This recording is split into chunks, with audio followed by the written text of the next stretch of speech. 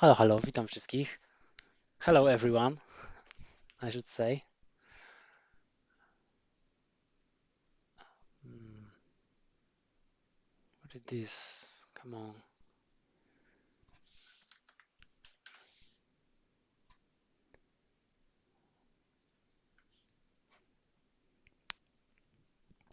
Hello everyone on stream.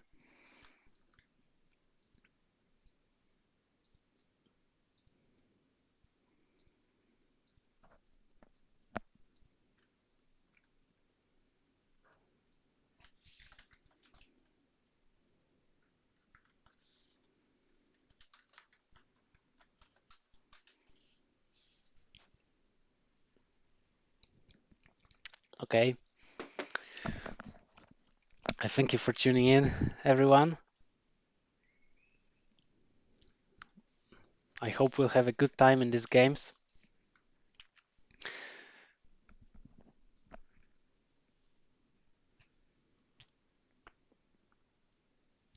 So, first map in this tournament, which will consist of two best of fives.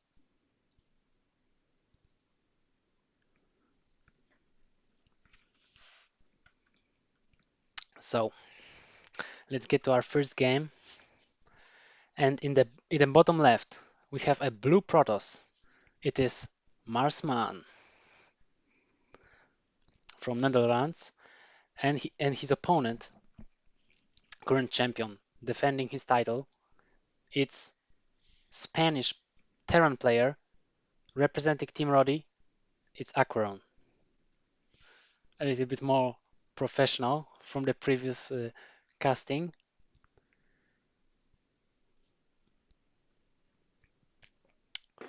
I hope to see good games from these players, as recent in a recent tournament in the first edition, because it's the second edition.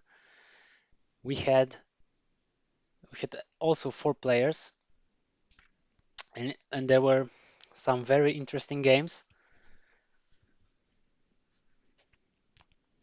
So I hope to see interesting games here, because the players are actually really good, really high on the ladder. So probably they have their mechanics on a very high level. So a little bit of early harassment from the Protoss player. Wall from the Reaper, very typical for the Protoss player. Osax Nimloth is betting on Aquaron.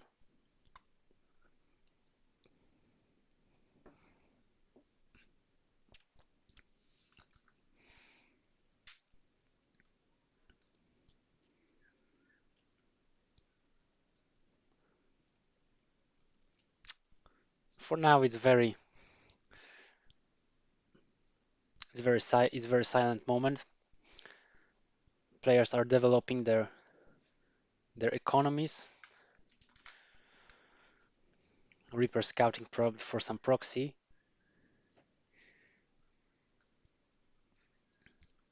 We have a shield battery to actually defend from some worker harassment that might come from Aquaron's side. So Aquaron decides to go for factory and barracks with reactor. We have a bunker to provide a defense, and we have an adept in the middle of the map. Second adept chasing this Reaper. So the Reaper is going to get some scouting, and we'll see the Stargate. So it's actually very useful scout for the Terran player.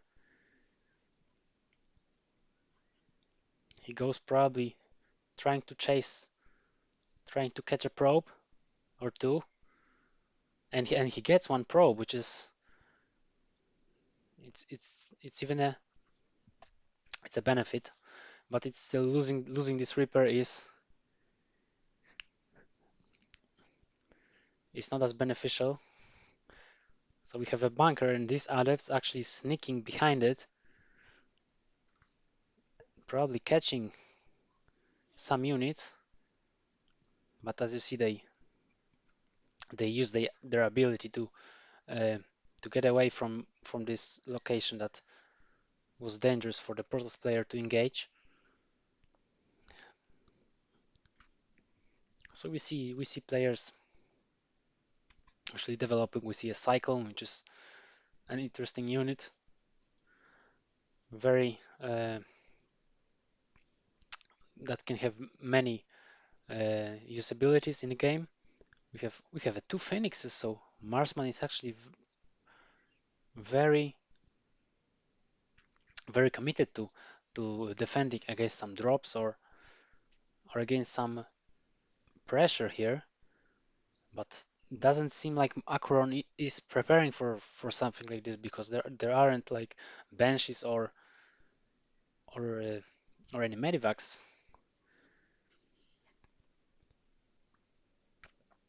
So for now we can say it's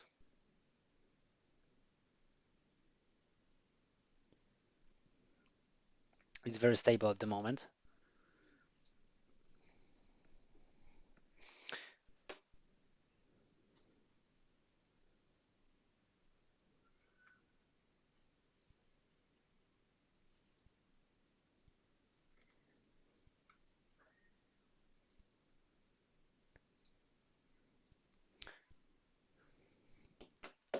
But we see a move out from the green Terran to apply some pressure, and there are these phoenixes actually catching 5 SCVs.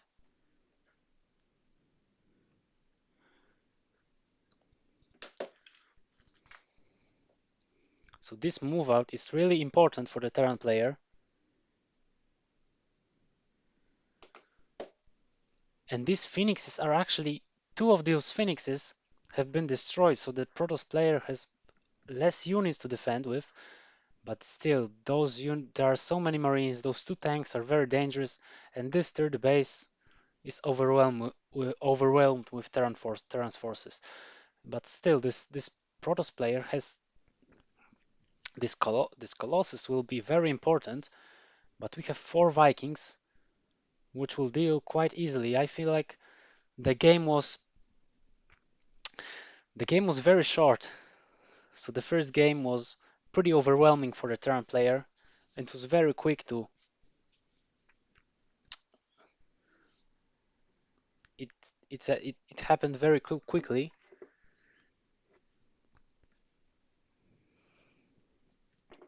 Kashim very quick.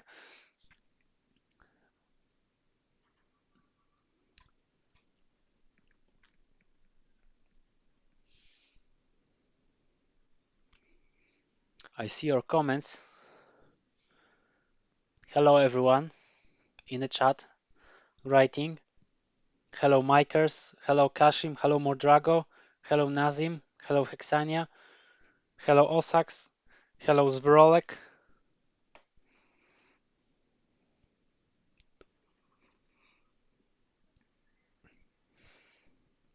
So it's the wrong map.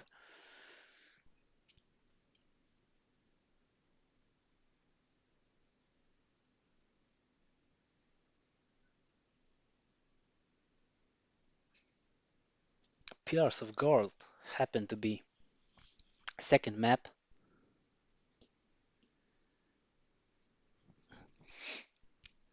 I remind you guys to follow our channel, to support us, so we can make more of those tournaments, inviting very strong players like those 4.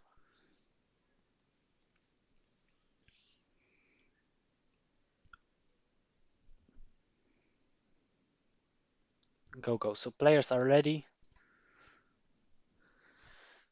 So we will jump to the second game shortly.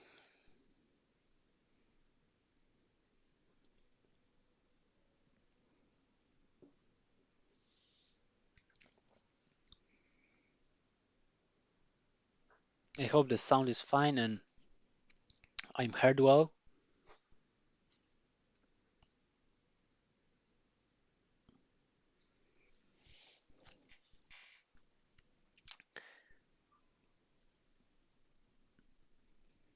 So in the second game of our match today, we have in the upper right we have the green Terran currently leading in maps.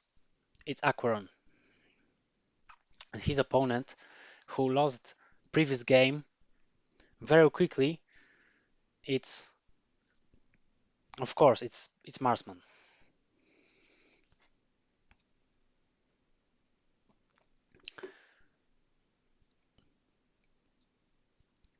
So I'm excited to see what those plays will show on this map because the previous one was very short, and we see the two we see this SCV going for some scout or maybe some proxy.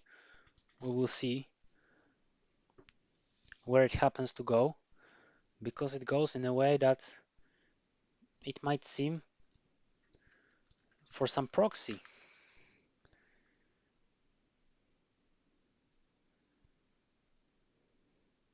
And no, maybe not. Maybe it's just a scout, different type of scout, and blocking of expansion, which is very annoying for the Protoss player. So the Protoss player is stacking with his cyber core and currently sees this blockade of his natural base, his natural expansion.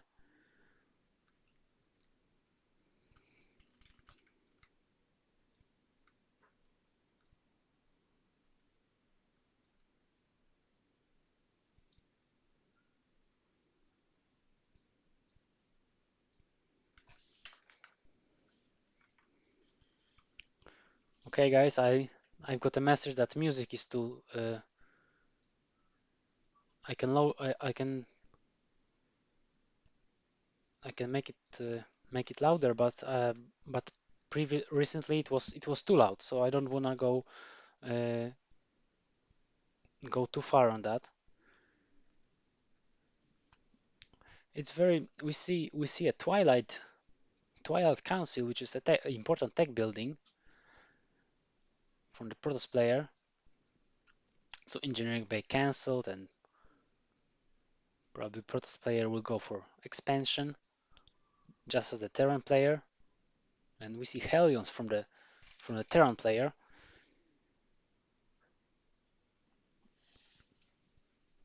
and Starport, of course. So both players are currently developing, and this adept is actually and this adept wasn't seen by the Hellions, so it might sneak in and kill a bunch of units, or it will be just a scout. Oh, so he denies, or actually denies this expansion, but not entirely because it's just delayed. And those Hellions actually get into Marsman's base and catch a few probes. This is actually a devastating damage for the Protoss player that Protoss player takes, and Terran actually manages to be ahead, and it's very hard for the Protoss player because Protoss player actually doesn't have an answer to this Hellion. This Hellion keeps doing damage to economy, and it was actually very good reaction time from Marsman to actually uh, keep to stop the losses. Actually manages to keep that expansion from being built, but still those were some losses. We will see how it will how it will affect the later stages of the game because this adept sneaks in, has some scouting, and probably will be picked off by the Terran player, and we will see how the Protoss player will be able to defend from this drop. has three stalkers. See the upgrades. No blink. It's just charge. And Protoss player actually managed to get even in workers, but we'll see how much these mines will do. And this might be painful, or it actually isn't. It actually isn't that painful for the Protoss player. Three lost probes, but it actually doesn't look as bad for the Protoss player when we look at the numbers. Actually, Akron has more army, but it's in workers. It's even now, which isn't which isn't which gives Marsman hope uh, to actually keep playing this game. This Medivac is sitting here, waiting for an open field, waiting for those stalkers to be off somewhere.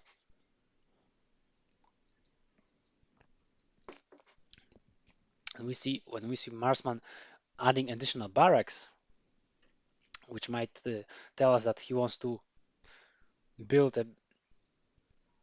a good amount of units, good amount of bioforces, and try to push the Protoss. This Raven didn't do much damage, so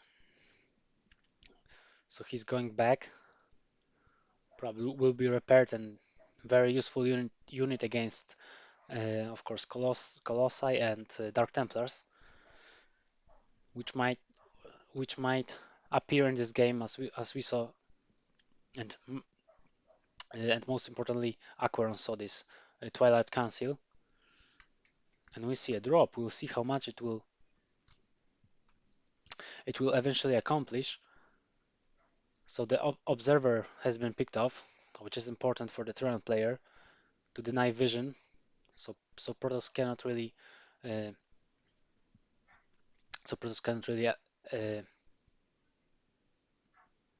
play as well as usually.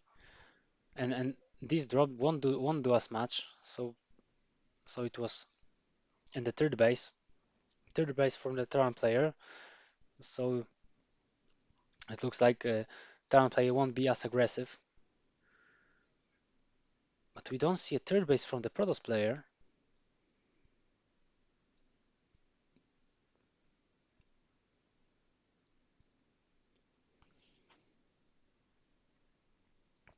It's kind of interesting spot because those zealots were built, but I don't see them actually managing to do some serious damage against these bunkers. So I see you guys in chat very excited about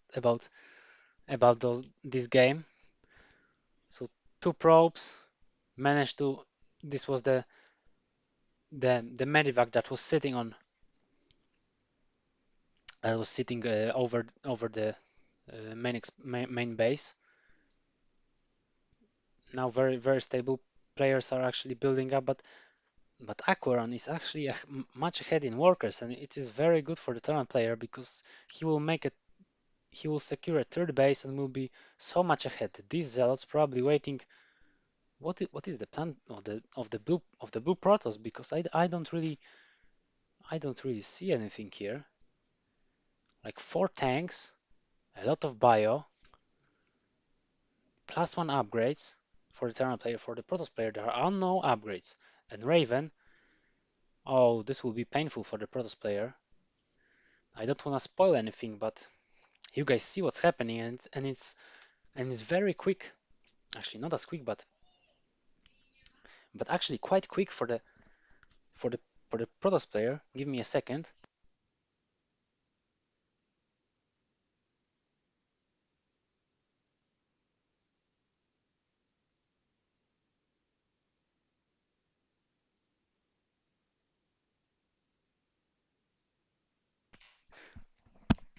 Okay, guys, I'm back. So the first two games were under 10 minutes.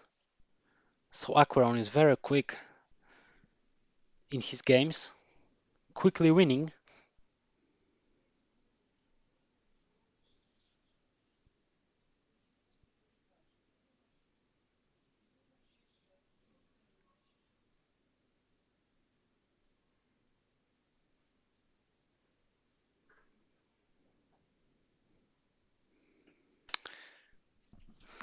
Okay, guys.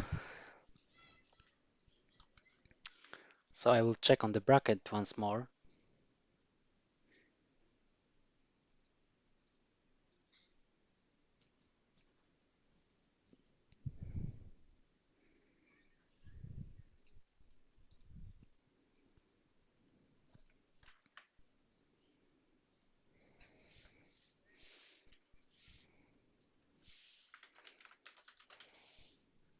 Okay, so we start our third game of this first match, best of five between Marsman and Aquaron, which is a semi-final. So we will return after this best of five with another match, but this will be after those three games in maximum. Mordrago says it was close, but it actually wasn't. We all know it wasn't. So in the upper right, blue Protoss player from Netherlands. It's Marsman. Will he take that honor game? We will see. On the other side, currently up 2 to 0, it's Green Terran defending champion. It's Aquaron. So you see early probe from the Terran player.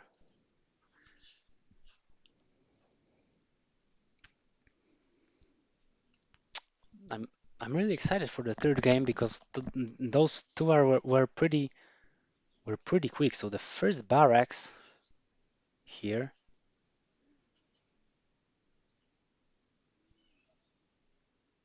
it's actually it's actually interesting. But two gases, will it be some sort of marauders? We are all interested at the moment. I'm especially interested. But what is the Aquaron's choice? We are waiting for it. Will it be second barracks or will it be factory?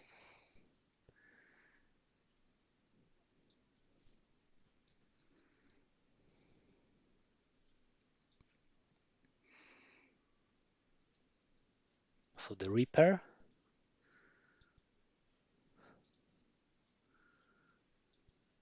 It might be factory because of the amount of resources were gathered. Of course, it's a factory. It's well calculated by Aquaron, of course. So we see one of our players have joined. Hi Art. Hello Ari Story. So the first Reaper actually is trying to do some damage here. This one probe actually managed to escape. So really good micro by Protoss player, saving those probes. But the Reaper keeps on tackling those, keeps on attacking, and we see a counter proxy, which is interesting. Will this barracks actually fly back to Terran base, or will it? How long will it stay here? Because there are two Reapers, maybe the third one will come, and a Cyclone with upgrade to actually to make more damage, and proxy Void Ray. That's getting more juicy this game. Another pylon from the Protoss player. That's getting interesting. And Starport Terran player is building up those important structures, but those Reapers are actually probably will find those proxy, but this Void Ray will probably come in just a moment. But I think this Cyclone is really important. Those Cyclones are really strong. Hello guys, hello everyone. This is very tough for the Protoss player, as Protoss player doesn't have batteries ready, and it's 10 health. It's 10 health, so really bad for the Terran player to actually not kill this Voider because now it's fully recharged. So Acheron was is trying to keep this upgrade, to keep this keep this upgrade researched. And this Voider, this is so fast. This is so fast how this is regenerating, but so far Acheron is doing a really good job defending, and this upgrade will end. Few turrets will appear, and this will be more stable for the Terran player. But those Void Rays actually do a lot of damage, so it can be very dangerous. Oh, it was so quick! It was so quick that 3 cyclones actually kill those Void Rays really quickly, and Aquarn keeps on targeting them. Oh, it was probably those SCVs helped Protoss, or maybe they were disturbing the Terran moves. And now there are 3 more batteries. This is an interesting upgrade, actually, but this is useful in this situation. Vikings are important to not lose them, but the important thing is that they're not faster than those Voiders, so then they cannot kite effectively because Voiders keep on attacking them. Very strong units. It's important to raise your Cyclones count against this, but the second base from Aqueron and counter harass. Probably he feels quite safe right now. Cyclone number keeps growing, but the Void Rays actually keep on being on the same number.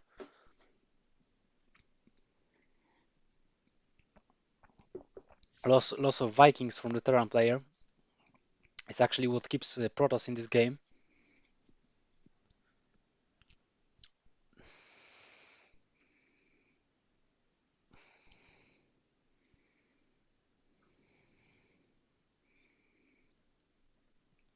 Yeah, it might get even more difficult. It's still interesting because Protoss player has a lot of strong units, but the Terran player is actually sieged and has many strong units to defend. 3 barracks, so it will be some bio coming soon. And those 4 cyclones actually are it's incredible damage if they lock on properly. But those Voiders, they can actually kill those turrets really quickly, and it's really hard for the Terran player to defend.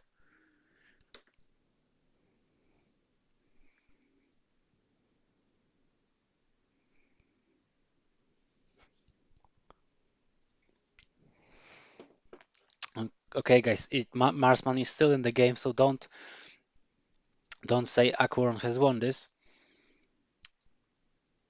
Let's give Marsman some chance here. Game is still going.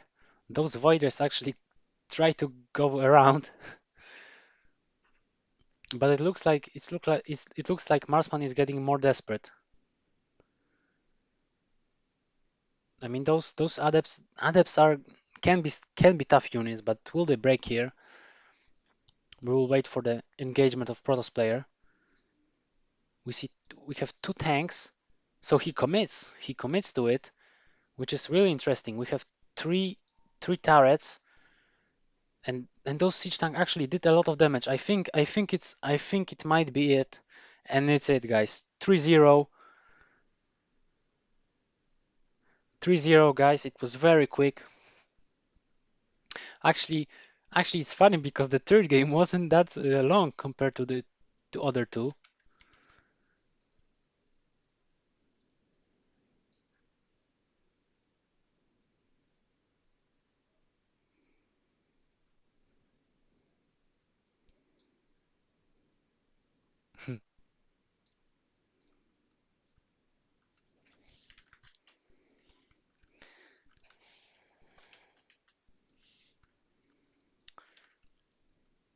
So 3-0 for Aquaron,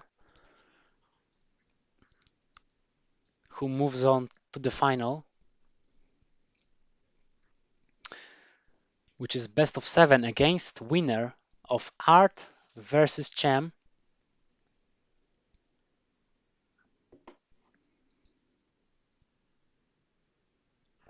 Who is this guy? Come on, guys. Why are you joining here?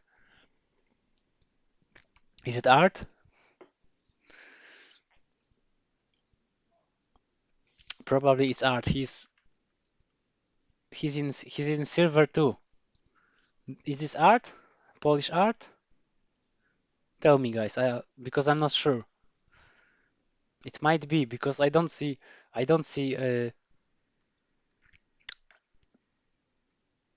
It seems like it's him. I'm pretty sure it's him.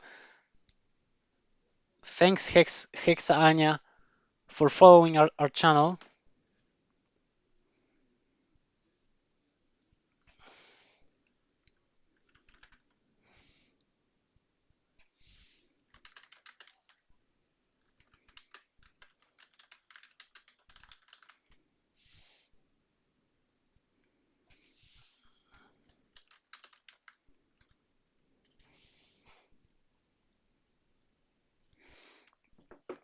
So we waiting for Art, or actually, guys, it was a mistake. It is Art.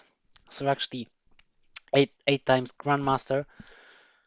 So it is a tough player.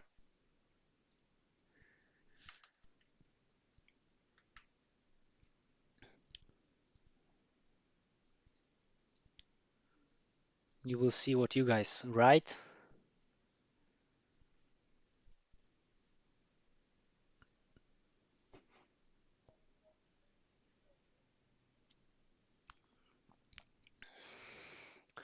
So this guy follow in the crew.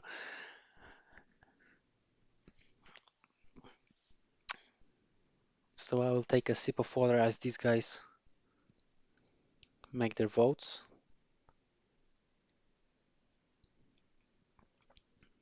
Vetoes, I should say. Because they're not voting, they're vetoing.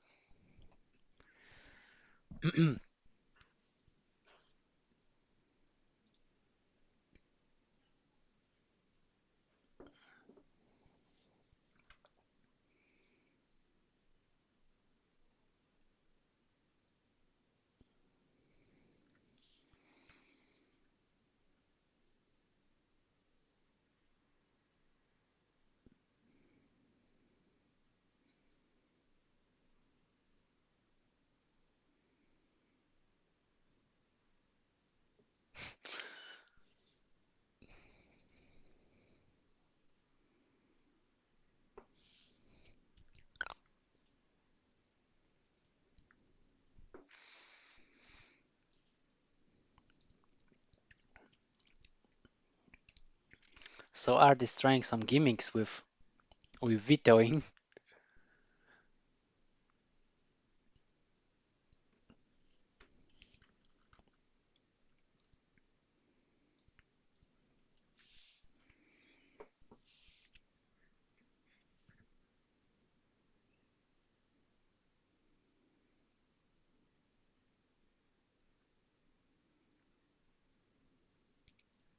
Okay, so Jagannatha will be a first map.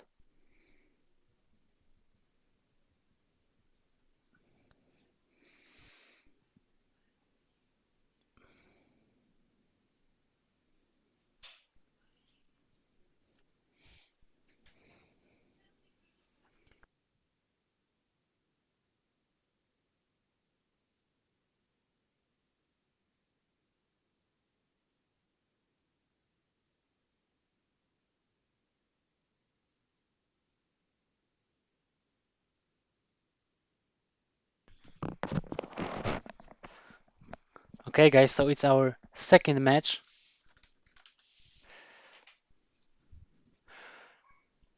I'm the host, so I'm starting.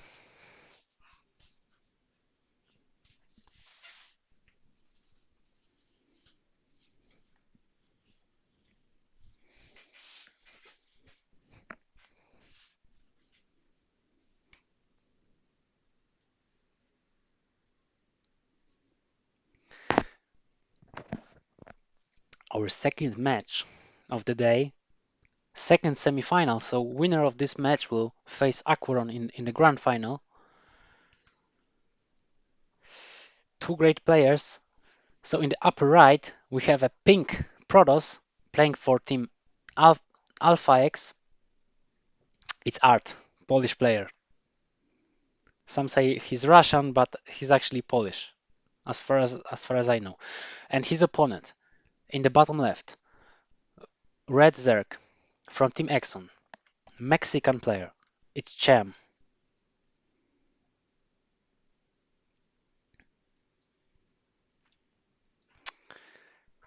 Two very strong players.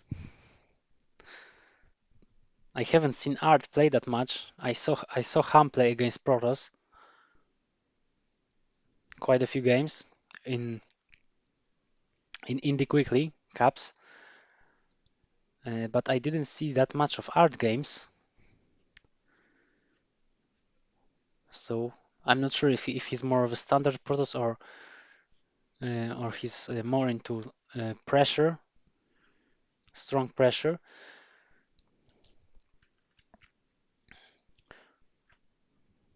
So if you guys have some questions, feel free to ask them in chat. I will answer them.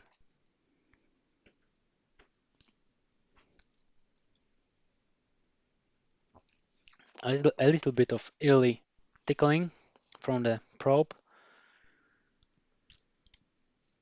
We have a Nexus. So art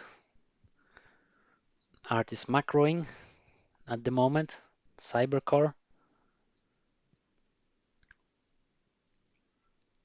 And Art keeps on tickling those drones to keep his opponent focused at those drones, to make a mistake or probably drop off with worker count.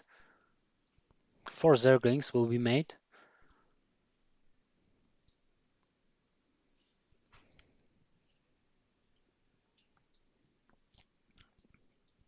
Adept is chrono boosted. And Stargate from Art, which I shouldn't be that surprised, but I have to be surprised to actually keep it more interesting at the start of the game, as it's not much happening. It's not much happening. This probe is actually the most of what happened to this game so far.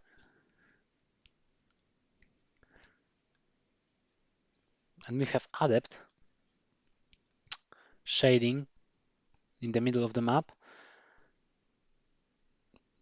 Currently, currently Zerg is making a third base, macroing 4 Zerglings, so not too many, but there are two more and speed to those Zerglings. So we will how he uses it, and the Void Ray from Art, from the pink Protoss player. It's the color that Christianer also likes really much. So maybe those players have something in common. The Overlord has been killed. Those things actually providing a really good vision for the Zerg. And those Void Ray is actually it's really quick. Currently, the third base for the Zerg is finished. Similar worker count for both players, and just as with Army, Twilight Council and Gateway for Art, which is his important tech buildings. We see a lair from the Zerg player, and a few more overalls probably will be sniped. So it's a damage that Art really hopes on doing to to make himself ahead in this game. He's making a third base. So he's actually playing quite economically at the moment. He's adding tech structures, but at the same time he's doing damage. It isn't as much, but it's always something that Zerk has to keep an eye on. This Oracle, let's see how much Art sees. So Art sees quite a bit, and those adepts with glaives will march across the map, and we will see how Zerg defends against it, because those are quite of a strong units that can deal a lot of damage and especially kill a lot of drones. So Art is fighting against those queens, so he feels confident against them, and those adepts shading into the main base for now, fighting against those links. I don't think it's a good fight for the Zerg, but still it's keeping those adepts from doing economical damage. And those adepts already killed two drones. Two more are coming, but there are hydras on the way. But we'll see how the fight will go. How these players will micro the units. So Art is actually not doing that much right now. But those units are actually light, so they receive a lot of damage from those adepts. And adepts has more workers than the Zerg player, so he's really ahead in economy right now. We will see how it will affect the army value and game in general. I remind all of you guys to actually follow our channel to keep us going with those tournaments. So if you have an account, please follow us. If you don't have an account, please create it and then follow us as we try to be very regular with tournaments, with gameplay, ladder.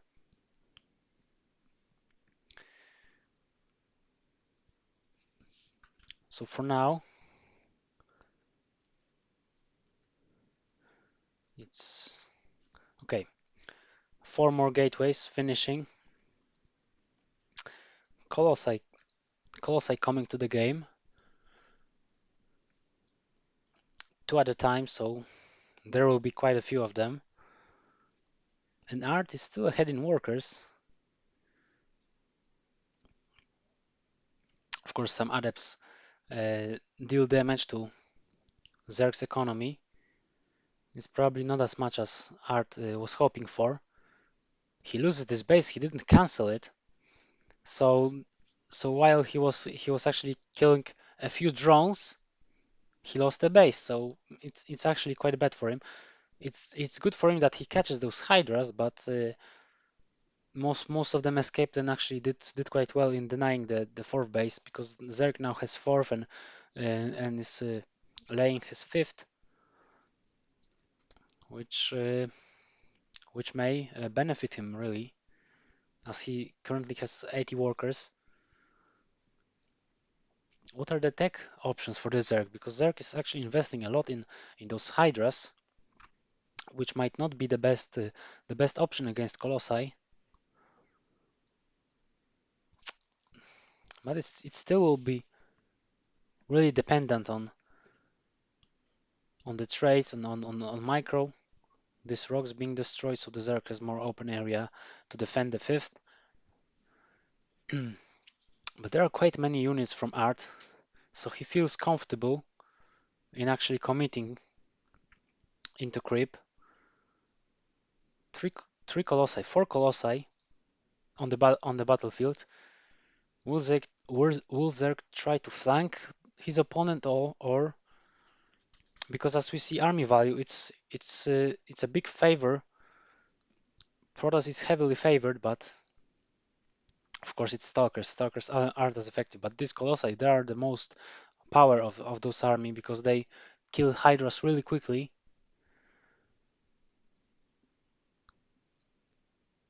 So Art killed fourth base, killed a bunch of units for the Zerg, and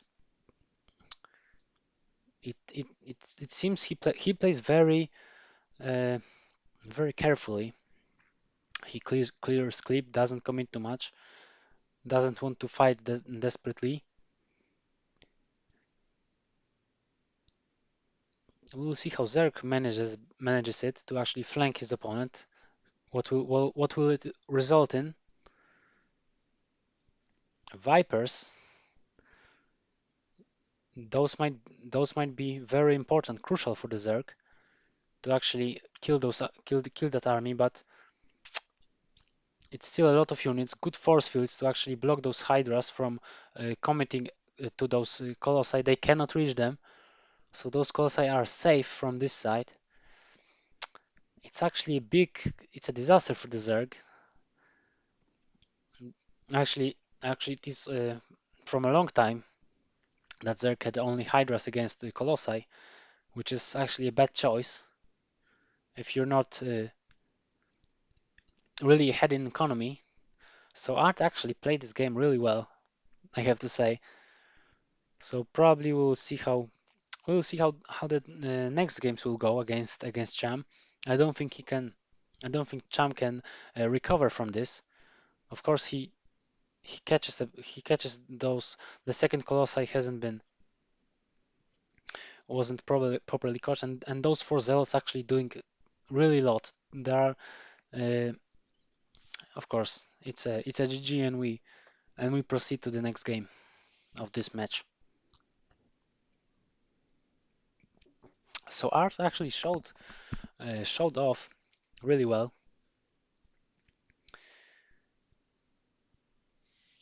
We wait for the second map of this match.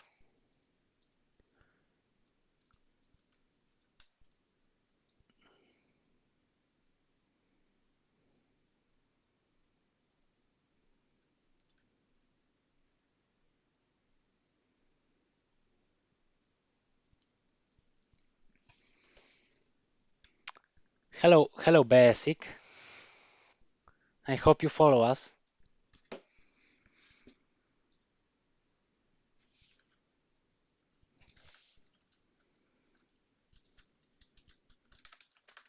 Okay, so the second game is starting just now.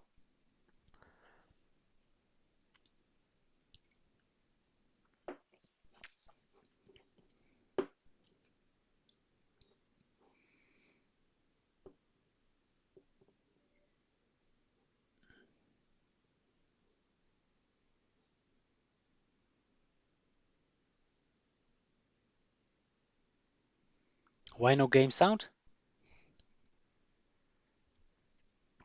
There is game sound. It's even quite loud. In the upper right, pink Protoss from Poland representing Alpha X. It's Art.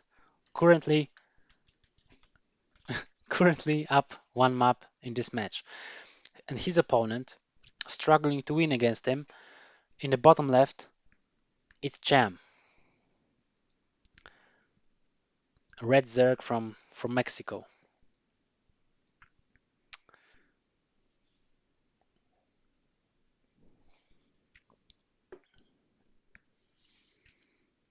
Come on, guys. It was too loud previously.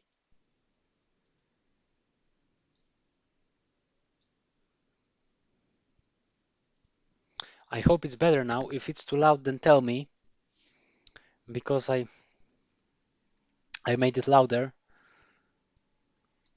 Hello, Baltar. Hello, Psycho. Hello, Psycho. Second base, of course. I can answer some questions if you have any. No, it's enabled. Mr. Psycho. So Mondrago says Jaka Miażgunia. Miażgunia, jakoś tak. So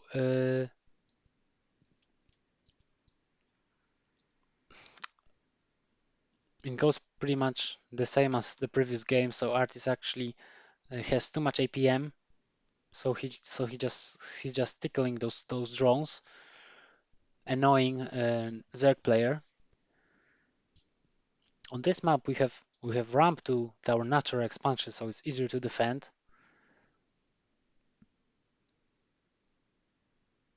Nice, that's very kind of you. Or actually, it's you made a good choice. Basic. I don't know how to pronounce your name. Is it basic or something else?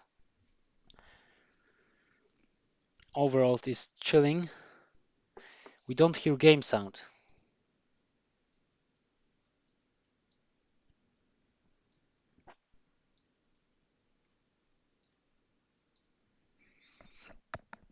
I hope it's better now.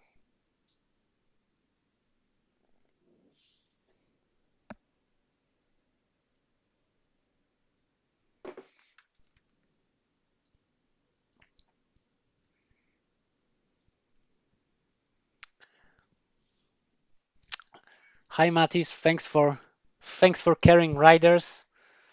I hope you guys will have a good time on our tournament.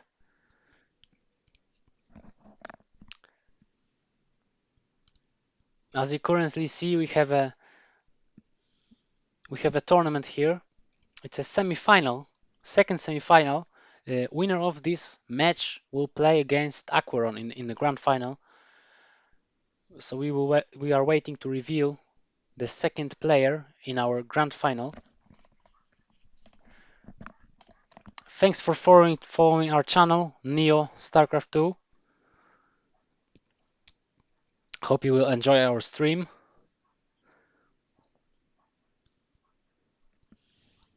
If you have any questions, feel free to ask them. When I have time, I will answer.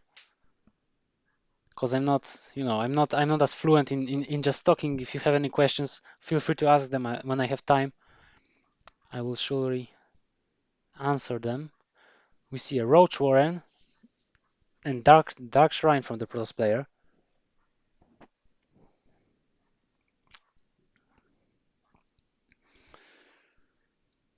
And third base, so Art is actually playing economically in this second game, just as he played on the first map. So he's proceeding to the third expansion and then probably preparing to win a game with big armies. Those two Dark Templars sneaking into Zerg's base. How about detection? Actually, it's a lair, so it's not as terrible, but still those Dark Templars attempt to reveal their presence by attacking the third expansion, which probably wasn't the best option for the Protoss player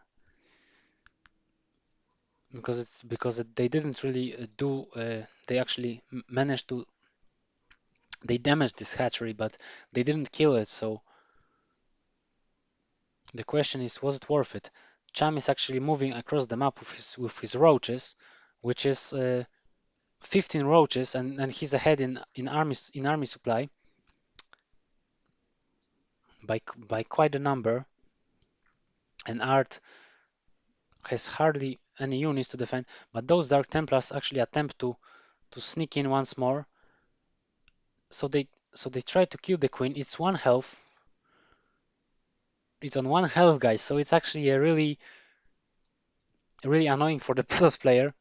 It's usually the Zerg who tries to kill the Protoss, and Protoss player usually has like one health every time. So Art is trying to keep Zerg at bay with those Dark Templars, but there's this big, gigantic army marching across the map, moving into his base. Good force field to help him deal with this army, but actually it's much more coming. I don't think if I'm not sure if Cham is actually fighting in a good position, but those guys actually will help him break here. Those immortals are really important for Art, but he doesn't have that many reinforcements. This battery might be a target for the Zerg to actually kill the Protoss. I think Art might have not enough here, but it's a Protoss player. He never gives up. He keeps on fighting. He has a third immortal. He managed to keep those two immortals alive, and he's still keeping himself in this game. But as the Zerlings come, it's too much.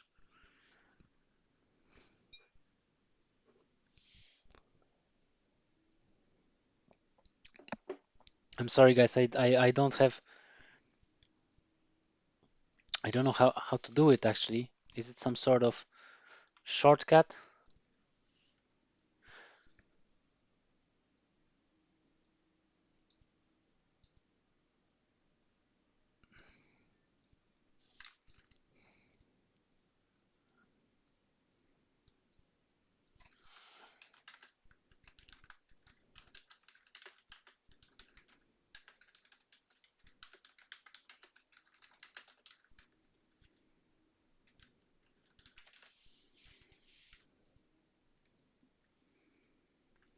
Okay, so Kashim is in lobby.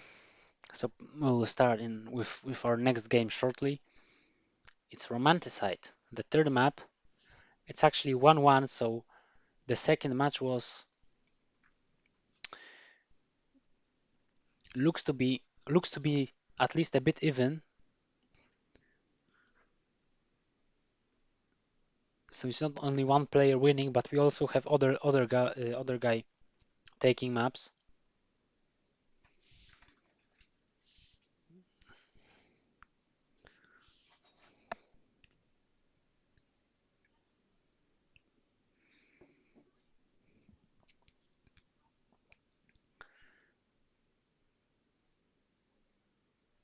Cham, it's active player. Art isn't. I'm right. Dr. Nidus, you're never right, my friend. You're never right. Romanticide, a little bit pinky, reddish map, probably. So I think though those colors fit really well. In the upper left, pink Protoss player is Art, and in the bottom right, it's red Zerg that actually managed to tie the series, which is impressive, of course, against player of such caliber as Art.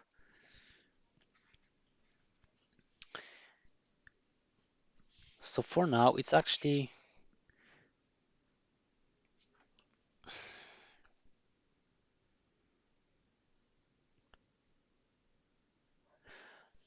mm,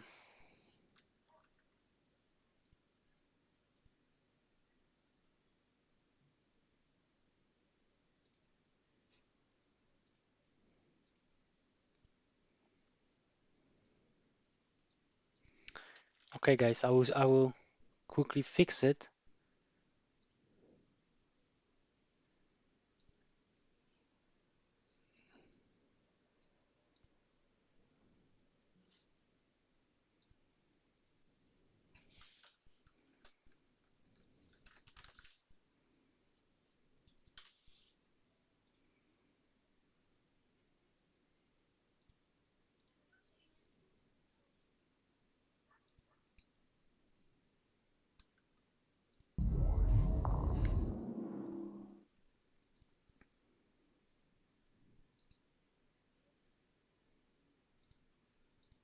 I can have my.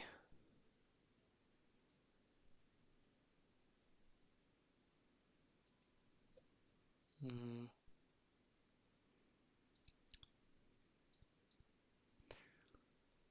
I know what's the problem.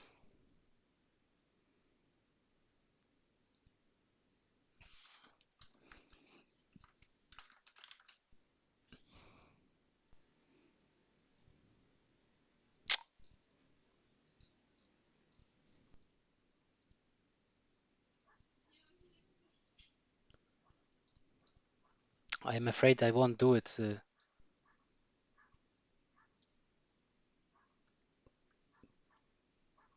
too effectively here. Those drones are actually interesting. Where are they they going?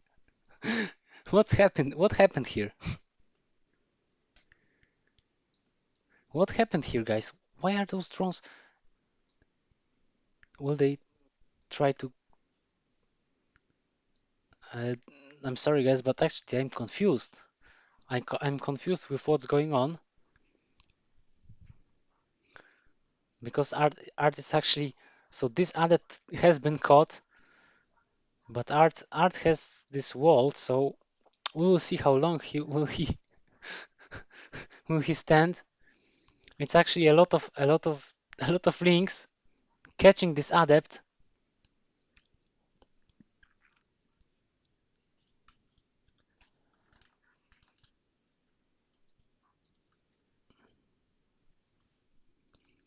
It was very quick, guys, actually. It was very quick. What can I say?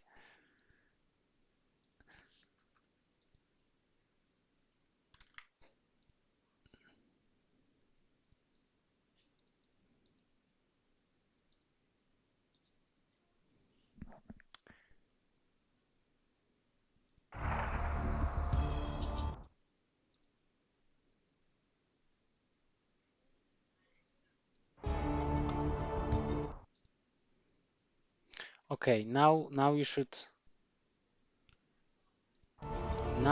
hear me. Now you should hear me, and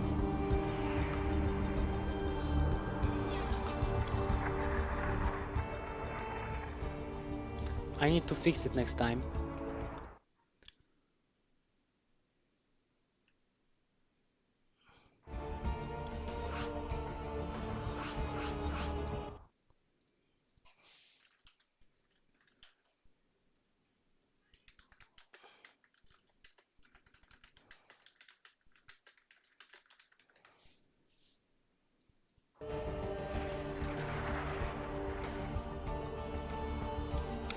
And the third map is starting currently.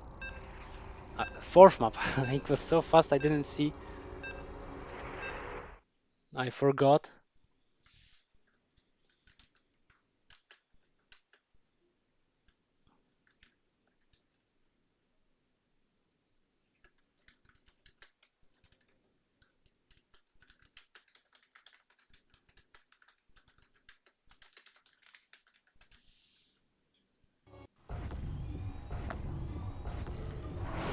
So, on Lightshade, fourth map, in the bottom right, pink Protoss player from Alpha X.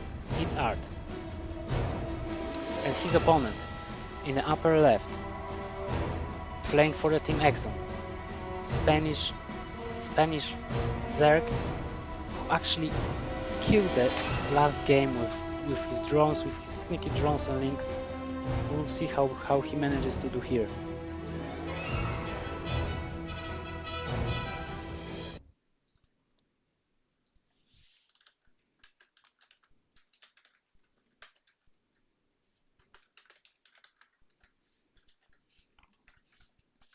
I will ask if the voice is fine because I thought it was fine before, but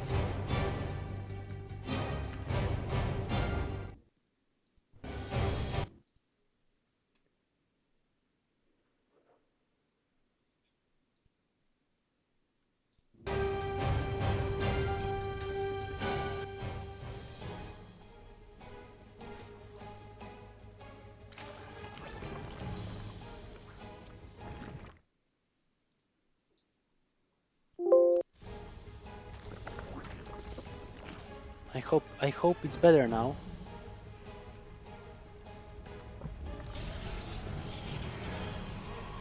I don't want to go too far, so I will go like this. Okay, so Art is probably unhappy with his performance on the last map because it was confusing at first what Cham was trying to accomplish, but at the end it actually didn't matter because he killed his opponent. Art wasn't able to defend against this.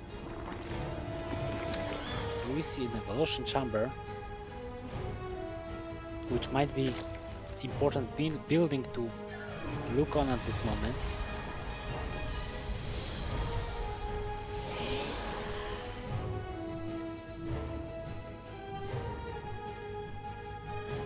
So this overload is chilling. over this gateway, looking for what unit will pop out. But it's a Stalker, so Overlord won't be happy after all. Probably will try to live over this pillar, which Protoss and Terran players don't really like.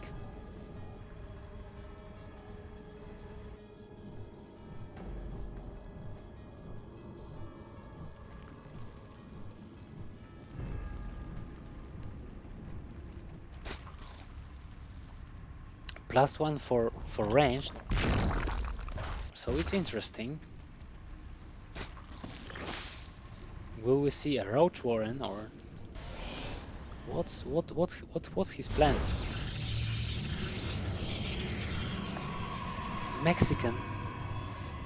Did I say Spanish? I probably said Spanish. I I I hope I didn't.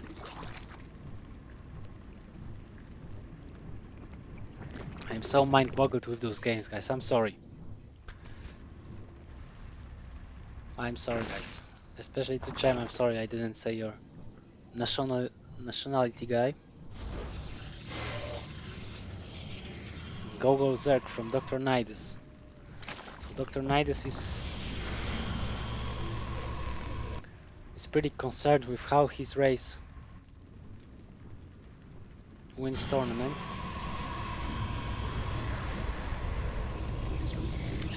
Double Oracle from Art that will try to make some damage and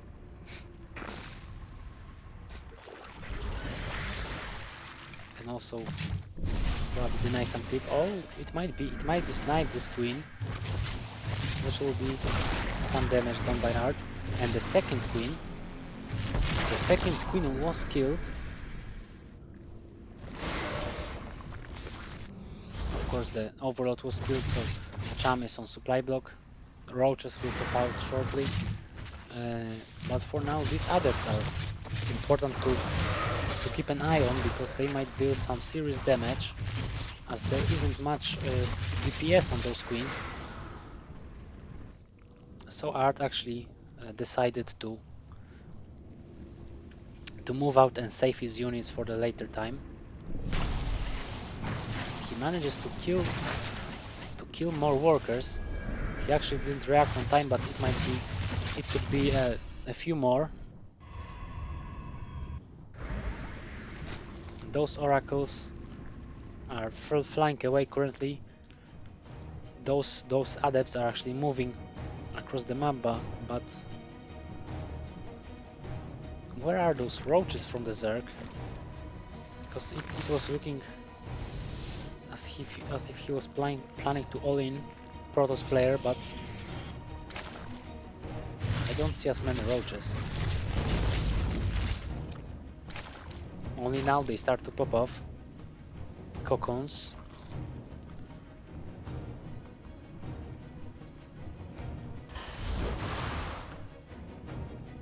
So Art saw all the tech. We're not sure what he thinks currently and what his plan will be, but for now he's placing those defensive batteries, so he's probably not concerned much about this base, because he knows he's ahead in workers, or he assumes it. He's not sure probably, but he knows that he has an advantage, which is interesting for the Zerg, because Zerg might kill this base and literally, but Arts actually decided to go to saw this number of roaches, which wasn't that high. This is important. 4 queens, so it's a queen drop. I'm not sure if these units are effective in killing workers. Art probably thinks it's a banning drop, or might be afraid of it, but it's just queens.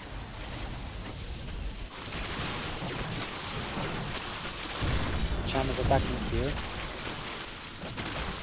So this Nexus will go down, which is unfortunate for for the Protoss player. And it's queens, it's queens. Guys, it's queens. It's quite funny that he just poops and moves away. It would be funny if you place something here, which would be it would be so sneaky. I would love to see it. This strategy. Pooping creep and instantly putting creep tumors. So Protoss has creep in his base.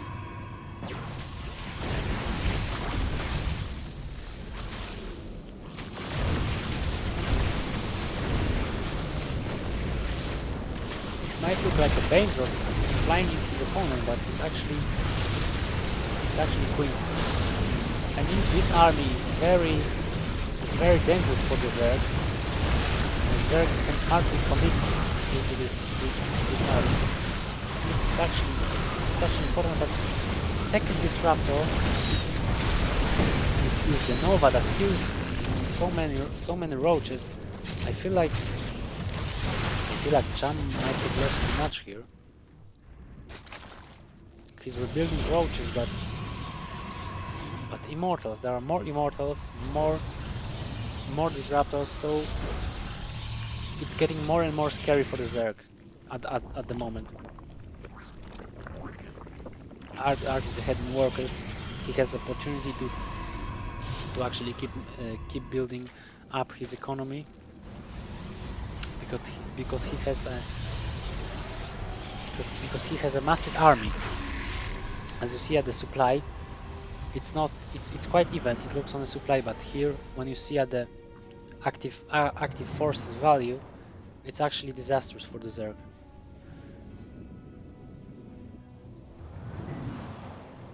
So it's important how those players manage their units, but because the game is still on the line. Both players are fighting, but we definitely see this advantage that Art has.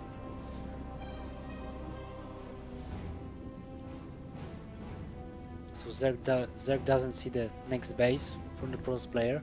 It's actually being built right here. So the Zerg has no knowledge of it. The Zerg actually doesn't know what Protoss is doing at all. So that you guys know, and just now Zerg sees that here are some damaged creep tumors. Those leaks trying to catch some units probably. Oh, this stasis was really important because it blocked the roaches from coming. It's so sneaky that actually those roaches cannot. Why wouldn't he like unburrow and move on? But still, this disruptor was really close. Actually, those disruptors actually doing a lot of damage, and these blink stalkers actually that are quicker than roaches with their blink, so they can catch roaches. Art sees these roaches, so he's actually prepared for them quite well.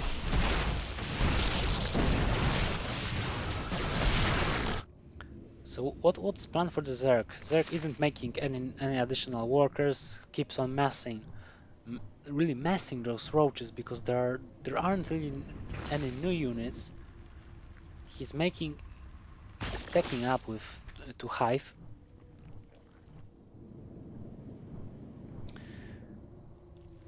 Probably some Vipers, but I'm not sure what will be effective here. Art is moving across the map with this really dangerous Protoss army. Some people would say that it's an Imba army, but I'm not a biased commentator. I won't say that.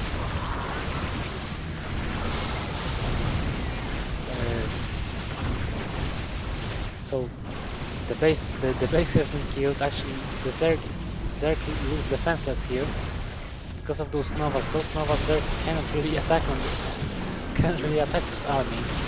Those Starkers are actually not the only. But this will there be a surround? Actually, Art has so many Stalkers that he actually blinks on the opponent. It actually wasn't it actually wasn't as bad. I mean, Zerk lost really a lot and lost the game. Okay, guys, it was bad. It was really bad. I meant he killed some important tech units for Protoss, but he didn't win the game, of course. But he killed a few important Protoss units, so that the Protoss army was really much less effective. So Protoss player ties the series, so that we might see a 3-1 score, 3-2 score. I'm sorry. Ready. So the one player says ready, and the second player says ready. So it's the final map on Oxide, which was the first map of our first match.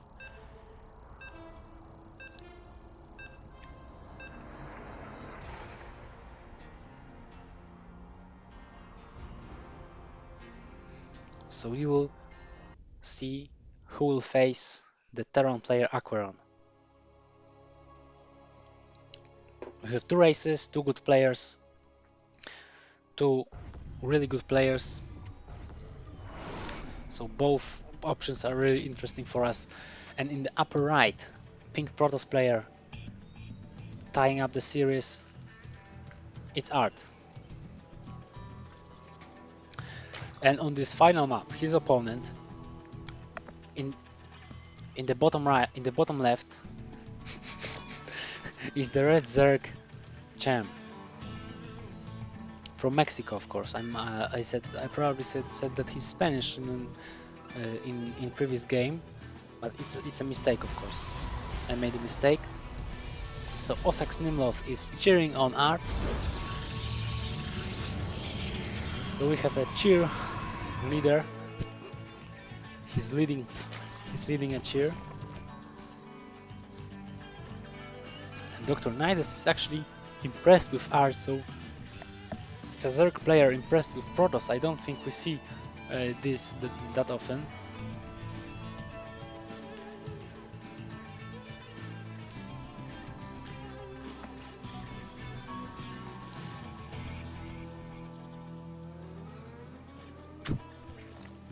Sorry guys, it wasn't intended to actually go both in player's camera and follow the unit.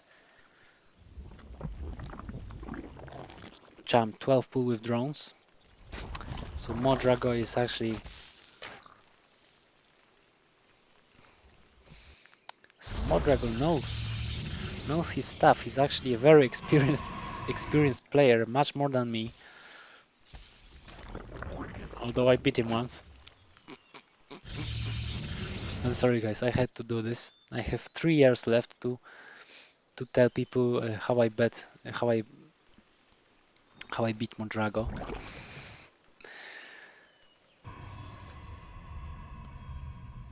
So for now it's 4 links. If you guys have something interesting to write, of course, I will answer it in the beginning of the game, because it's the best moment. Not that much happening, and I can talk to you guys.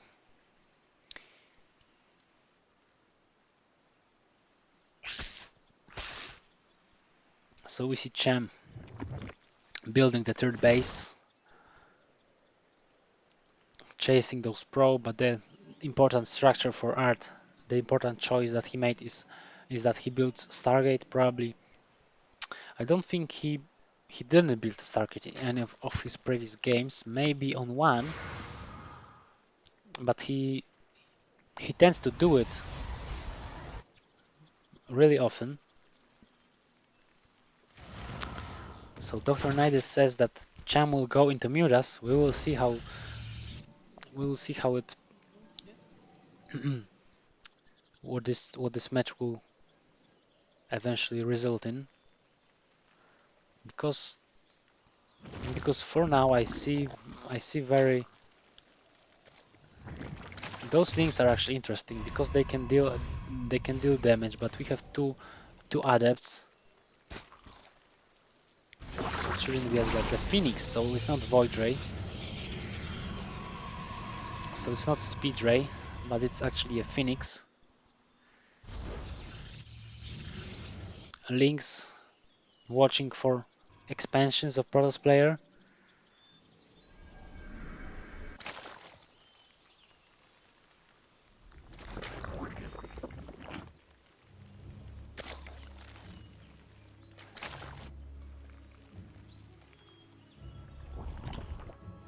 Oracle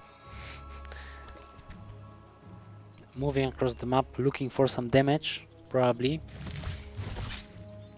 Of course, there are spores in every base, so we won't see much damage from it. This Overlord is actually being chased by this Phoenix. But I think, oh, actually he takes it, so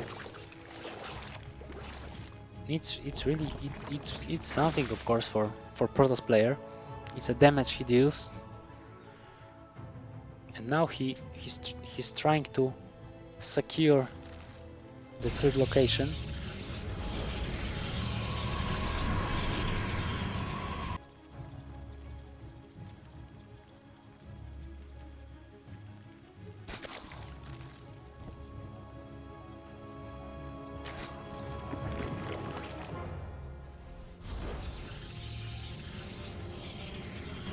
Templar Archives, of course.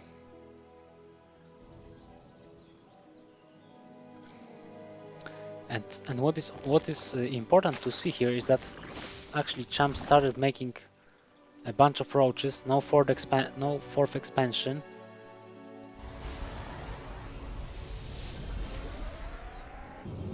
Art makes 4 High Templars, 2 Archons, and now he will look for some damage in Zerg's base.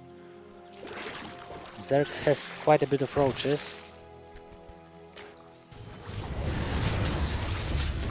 but it's actually Art manages to kill the Queen and a bunch of drones.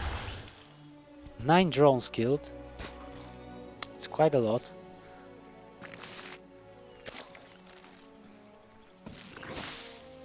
As you guys see, a Zerg player lost really a lot of units, which is important to see that Protoss didn't lose any units, so Art actually didn't lose a single unit in this game, which is impressive.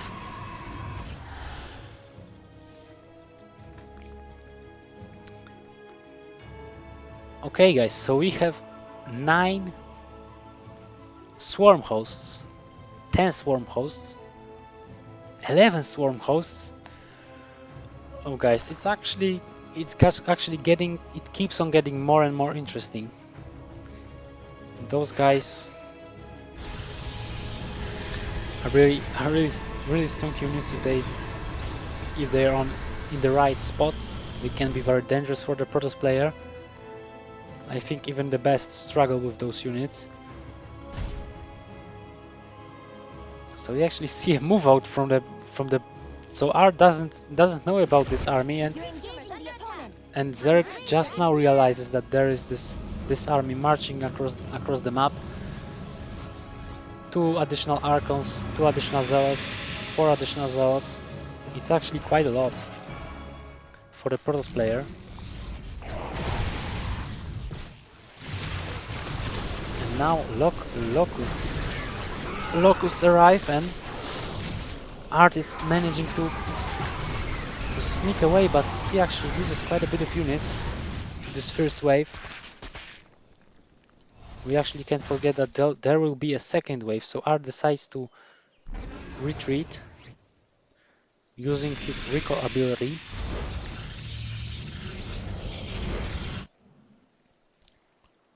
But Cham will probably hit with counterattack, but these swarm hosts don't have their second wave ready. The first one was very effective, but how the second one? So he very wisely uses only a bunch of those swarm hosts to keep Protoss away from him. Hello, Sombrero Ramba. Hope you have a good time and follows our channel. So the first gateway has been took off, and those gigantic army of locusts. Actually, this is a lot of damage for the Zerg, but it's actually cleaned really quickly. So Protoss player manages to keep the Zerg away from him.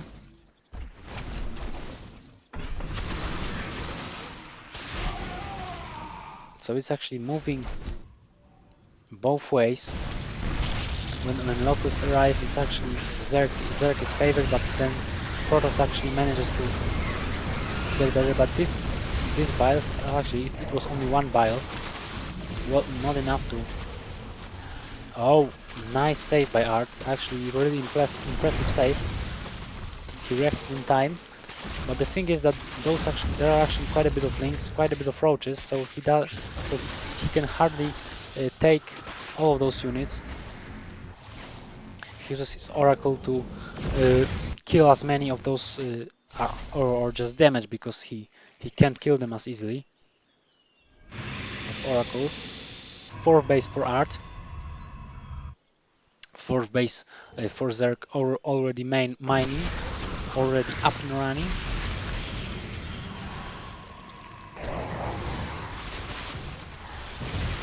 So Art will try to defend against those locusts, but those are very dangerous units, and those Archons are it's really hard, but he actually manages to do it quite well. The Dark Templars, those are really annoying for the Zerg because he cannot approach them. It's a lot of DPS, probably one of the highest in game.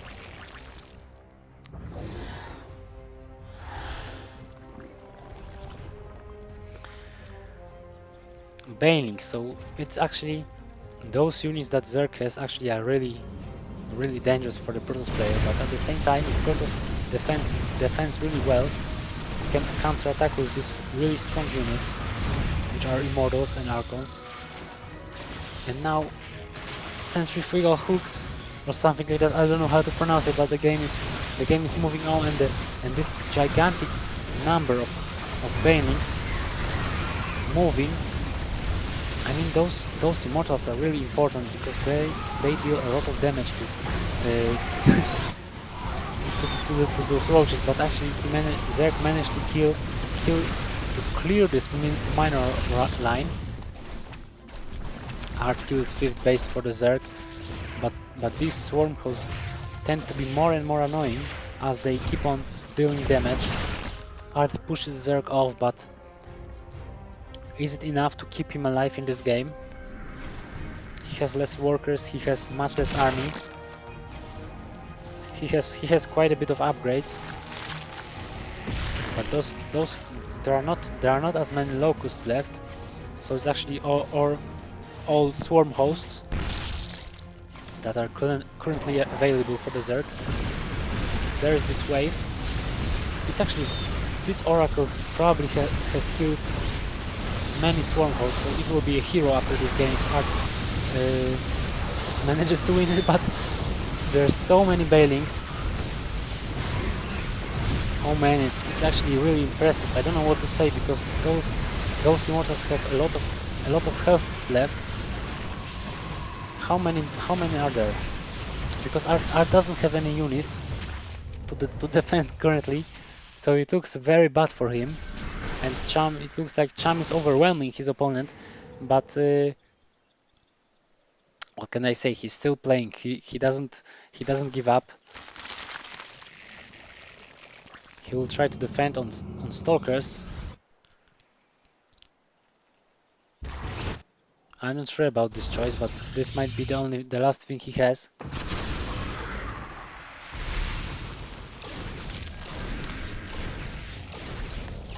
Phoenix actually doing some work with this Overseer, opening way for Dark Templars, which are ineffective if Overseer is alive. It's actually he managed to kill it. So but the second Overseer arrives, and those are Templars actually can't do as much. It's actually impressive how Art finds those positions, but he didn't manage to take the last game.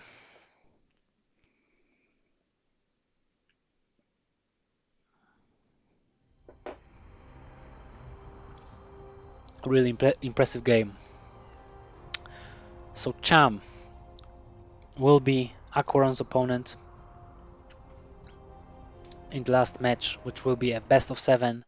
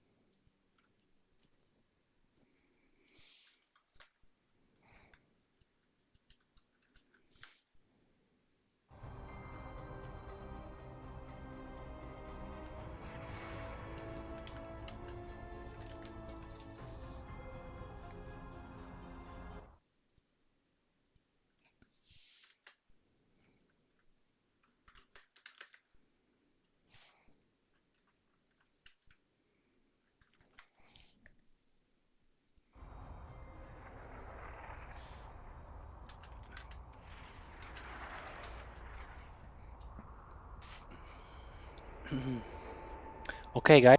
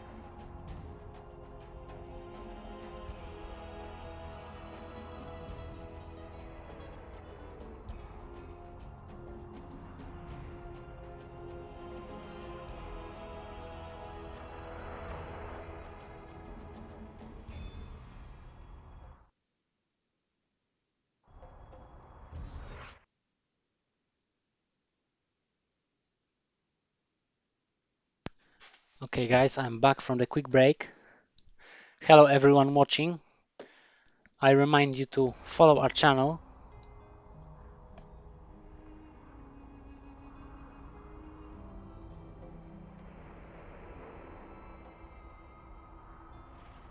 So Aquaron decides to play Protoss. Now it's gonna be interesting.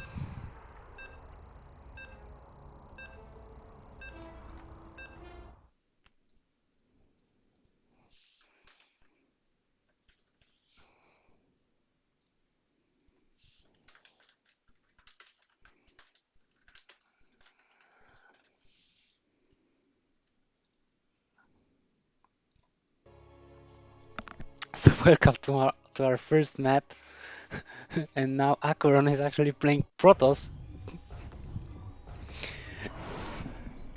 in the bottom left. Red Zerg playing for Team Exxon. It's Mexican Zerg Cham, and his opponent in the upper right playing for Team Roddy. It's a Spanish Terran player. What is this race? No, it's Protoss. He chose Protoss. It's Acheron.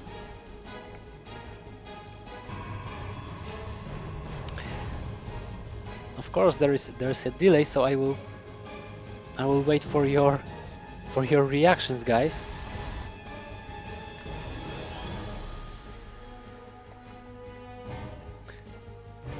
As you probably, Osex Nimlot actually doesn't like Zerg at all. Zerg isn't something he likes in particular, I should say.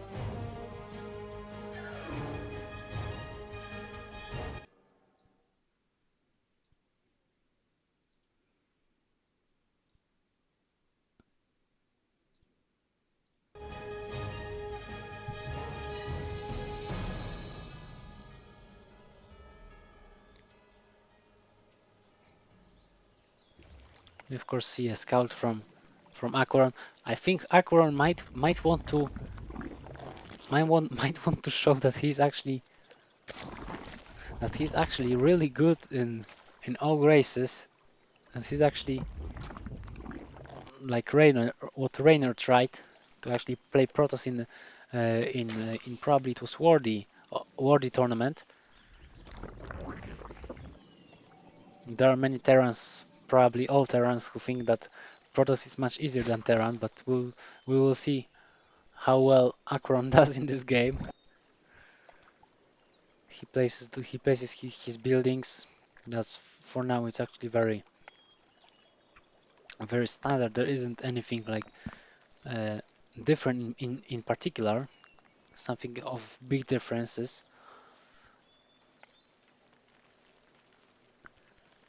Hello, Snogstar. I see you joined on our chat.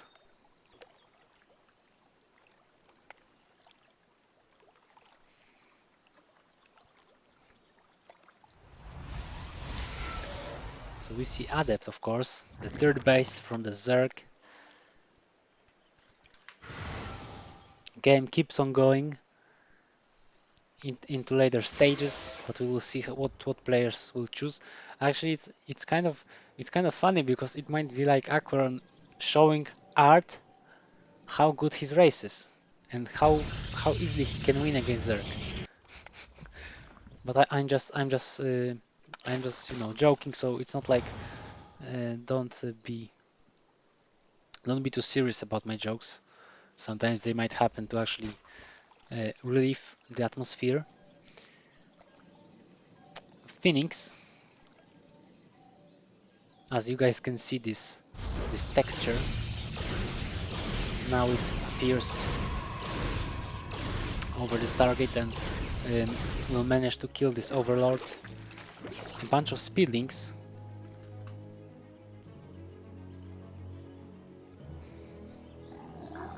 Evolution chamber from Cham. So Cham will be play PVZs, a lot of PVZs. I think Osax Nimlov might not like this matchup, but so Snogstar asks about Polish players, but it's not a question to me. It's a question to more powerful entities.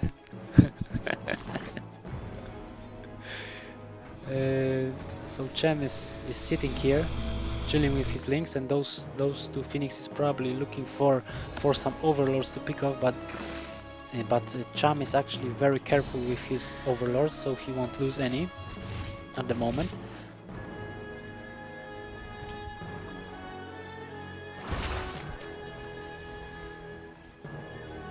Aquaron sitting defensively in his base. Mac making double void race. Come on, guys, what is this? What is this? What is he trying to show? He chose Protoss instead of Terran, and now he makes mass void race. He sends one on the map, or not? He actually decides to. What will he try? Third base? More army? Because is this actually a good unit? Is this actually a unit that you can play later game?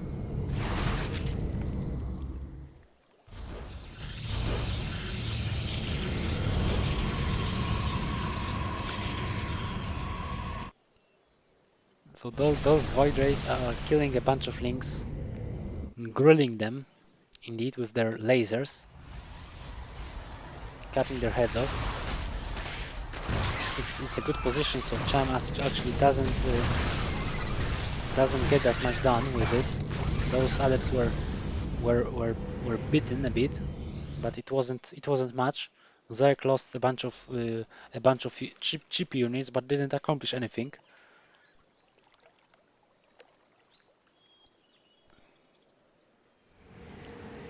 Those void rays moving across the map. That's actually interesting. Those things will try to snipe this base off. They will try, but will they manage to do it? There are many adepts, and at the other side there are void rays sniping this lair. So the base wasn't taken off, and the lair will be, because this is quite a bit of damage. So now those queens will be picked up. I have no idea what is happening right now, because this isn't something you are supposed to see in this matchup. But Aquaron is showing that these ticks are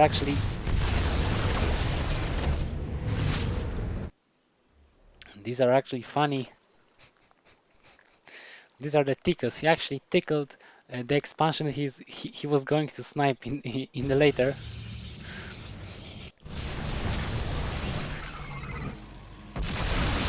So those Banes managed to kick in, and these Banes are actually killing a bunch of probes, which is a lot. But those Banes, will they kill the base? Oh, he kills the base. This is a damage. He dealt a bit of damage, but this Void Race, what is he making? He's making Void Race and Phoenixes. Cham is responding with Hydra then, which might be a possible right answer. This is the thing that he actually. This is actually intriguing what he's doing, because he's actually picking up all of Cham's army and killing it. It's actually he's winning against Protoss players with mass Void Race, guys. I wouldn't say mass Void Race, but actually it's the Void Race that deal damage, and Phoenixes are actually the supporting units. So he might lose a bunch of Void Race.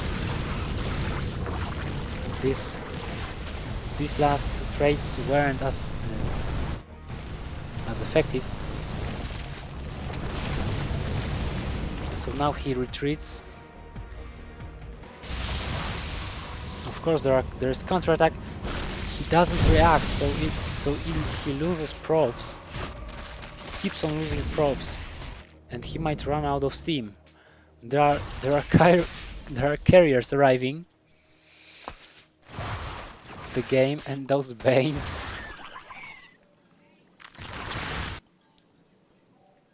I don't think, and now he revealed those Banes, which might be something. Mineral field depleted. I think Aquaron doesn't doesn't pay that much attention to that kind of stuff, because this is something that wins games for Zergs. Probes are in danger. And you see, guys, that actually he didn't pay attention for one moment, and he loses a bunch of probes. He's actually his opponent is far ahead in worker count. He's actually building quite an interesting army, which is a massive amount of adepts, carriers, and of course those 5 void rays chilling close to this 5th. He's killing the rocks. Why is he killing the rocks? He probably was providing his lasers with void rays lasers to deal more damage, which is the only possible explanation, I think.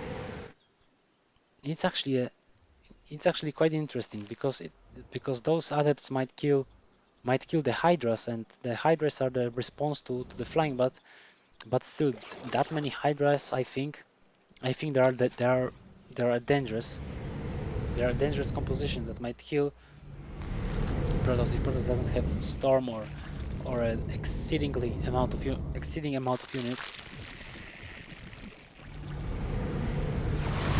should be fine. There are some force fields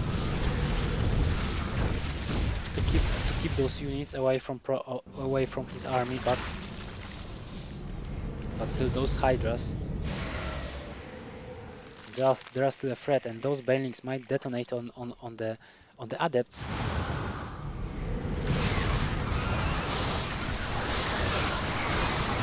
So Cham is struggling to fight this, but he isn't taking a good trade in here.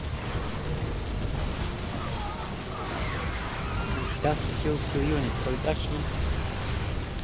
army is falling apart. But the thing is that Protoss army is falling apart as well. He's running away from interceptors, so there aren't many hydras, of course. But if there are some reinforcements, those batteries are crucial here. So Protoss is safe for now. Zerg retreats. We'll see how Zerg is managing to build +2 upgrade to upgrade his units to actually deal much more damage. Those adepts will try to sneak in, but he commits to it, which is interesting. I think he is quite surprised with those hydras, or he actually misclicked, because I don't think it was intended to lose those adepts practically for free.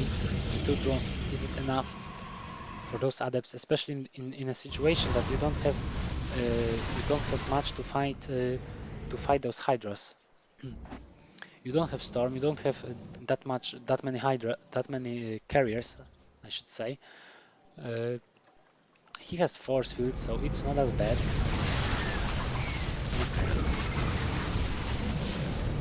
He has four carriers have arrived by now for adepts. He's building a lot of batteries, but I feel like he might run away of resources in quite some time, because he's quite a bit of contained. He's oversaturated here. Those bailings are actually interesting. Does he have? He doesn't have speed for bailings, which is interesting, I think.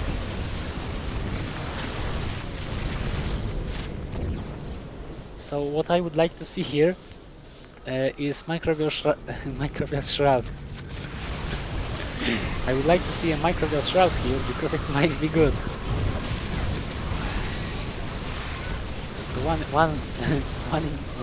infestor and microbial shroud, please. It's actually really hard for the Protoss to fight against this many hydras, but he has batteries. Those carriers are producing interceptors really fast, but and those harders have very little health, so it's actually you can get rid of them quite quickly. But the Protoss player doesn't have the numbers.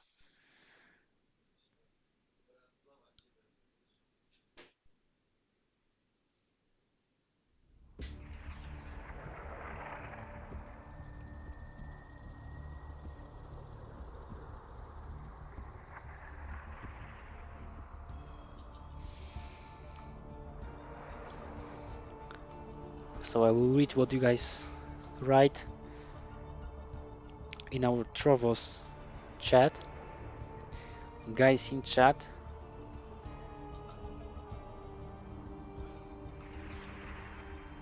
so Snogstar would like to play in our tournament.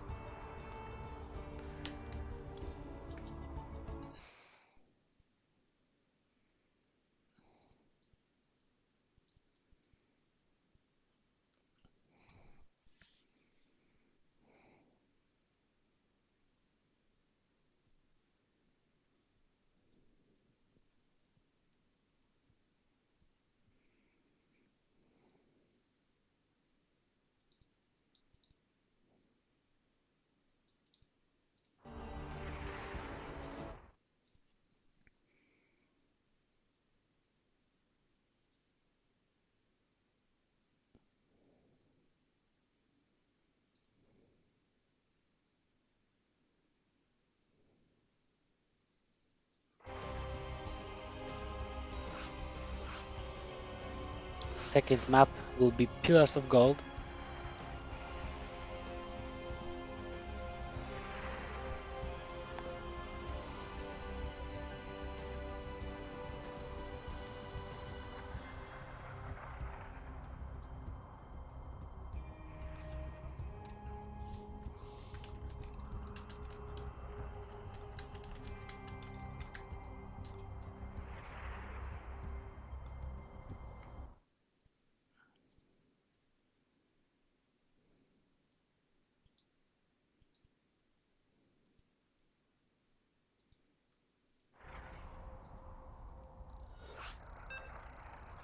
What's happening here?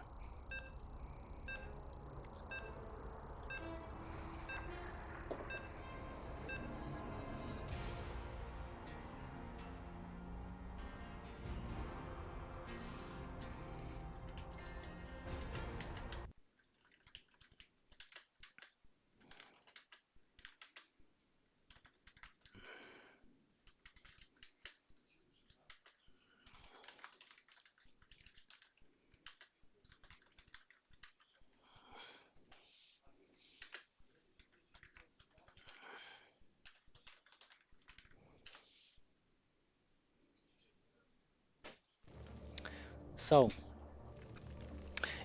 in the upper right, playing for Team Roddy, Green Zerg, it's Aquaron.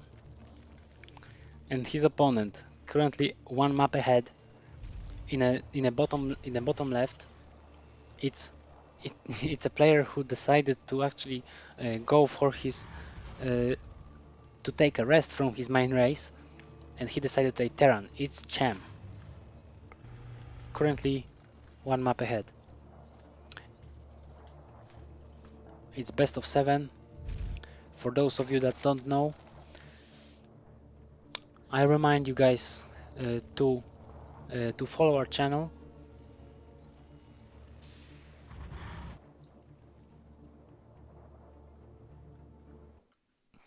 to stay with us.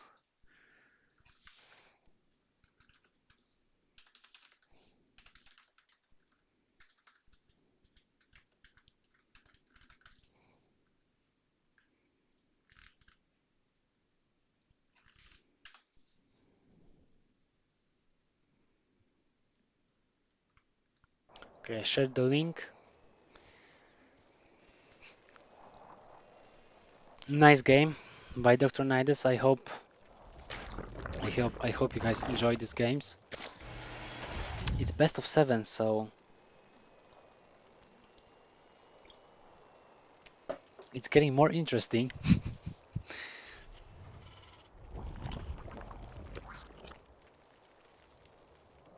It's fun that they switch those races. It's actually it's like they it's what Raynor is doing. It's actually it's even in Polish leagues uh, there is uh, there is in initiative by Polish player Snogstar who actually makes caps that players play different races that their main races, which is quite strange because it looks like Snogstar Cup as those players play their uh, playoff race. Zerg player Micro with the Reaper.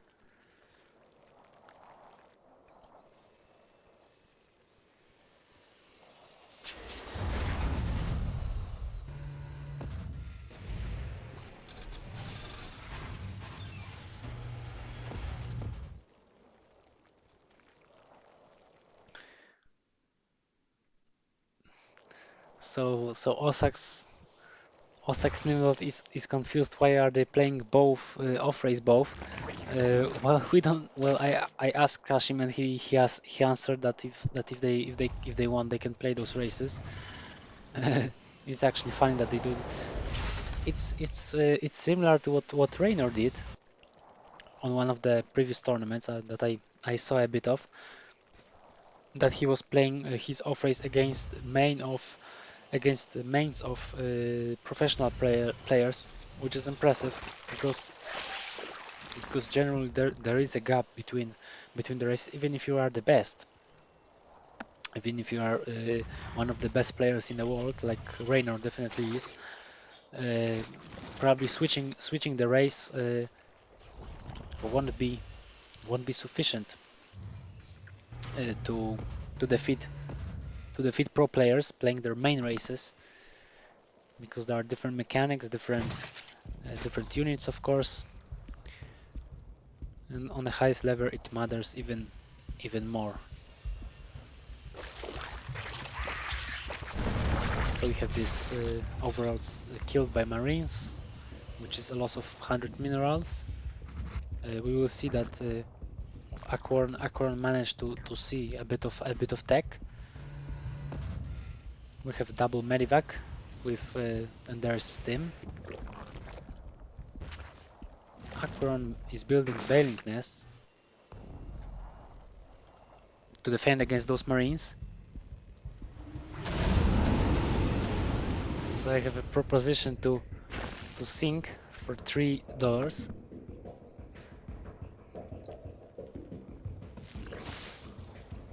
or it's 3 PLNs. So it's like it's not even $1. I don't know, guys. I will have to rethink it. I will have to rethink my contract. I will have to talk to my agent, to my PR executives. Links have been killed. Marines are steamed. Is it enough? These Marines are actually quite heavy. They took too much. They took too much drugs, and now they can't really breathe. They can't kill him. I thought this overall will be missed by the turn, but but by Champ, but he manages to kill him. I'm actually confused.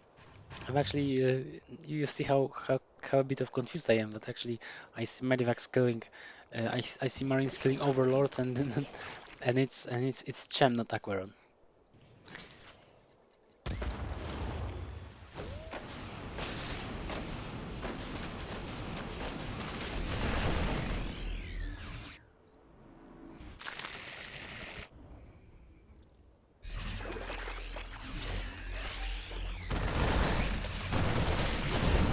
And those this Medivac has been sniped. He was actually really damaged, and this Reaper is chilling here for some time, and this move out is actually important for the Zerg to see. Zerg has quite a bit of units, so Zerg should be fine, and centrifugal hooks or something like that is being finished. the moment, but Terran is actually doing quick siege with Medivac. This Reaper is quite interesting because it can jump and use the vision. But those Banes,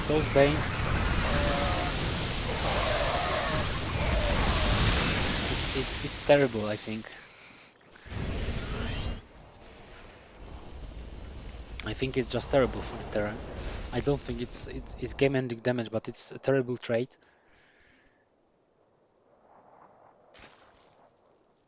So now Aquaron is building a bunch of drones. It's very stable for now, but this expansion, lifting quickly.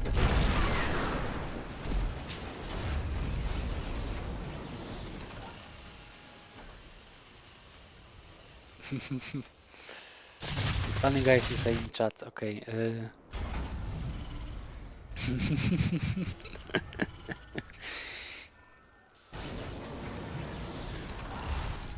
For now, these rocks are being cleaned. And actually, they just disappeared. After some time, they were tickled by these lynx, and I think those lynx might have eaten those rocks because they have just disappeared. I don't think there's logic behind it, but still, there's sometimes good to say something that might be funny for some. Those two groups of marines trying to catch those slow queens. Those slow queens actually can kill the Medivac. We have 4 Banes, but I think Terran will be fine. And 1 Bane won't do much here, won't do anything here. There's it's a barracks heavy for the Terran player, which is worth noticing, because there won't be much splash damage from the Terran. Of course, there are tanks, but it will be mostly biological units. And as I see, it's Marines. There are not many Marauders, so the Bane shots will be the most important thing in this game.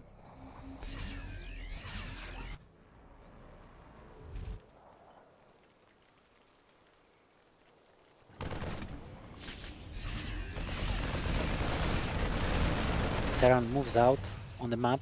He's walling this off, so he's safe against those kind of run-bys from this side. The 4th base from the Terran. There isn't 4th base for the Terran, so the Terran has bigger army, which is interesting. Better upgrades, or not better upgrades now because Zerg is even. And those tanks in this fantastic spot for them, because there will be a lot of damage to the Zerg units. Hydras appear, a lot of Balings, a lot of Lynx, but Terran has more units. You know, they are pretty even on economy, while Terran is on 2 bases. So the Lynx the Balings managed to blow off the wall, but there are reinforcements waiting at home, so the Terran player is safe. Those tanks are actually building this line, but it's very ineffective for Zerg to attack. So Terran has built this line of supplies to send reinforcements constantly.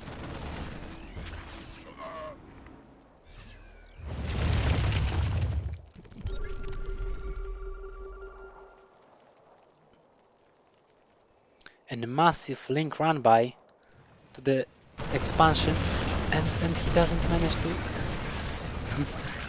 it's actually devastating damage with those links. And will he manage to? It's actually devastating. There are marines appearing, clearing of the links, but there's massive damage being dealt. And those Banes actually managed to kill some of those reinforcements. And now Terran is far behind in economy, which will prove to be devastating for him in the later game. If game proceeds, those lurkers are interesting choice against tanks, but actually there aren't many tanks. There are mostly marines, which is actually quite big. Those shouldn't be picked off. So he's moving to those marines. This is a lot of units. They might be killed quite quickly.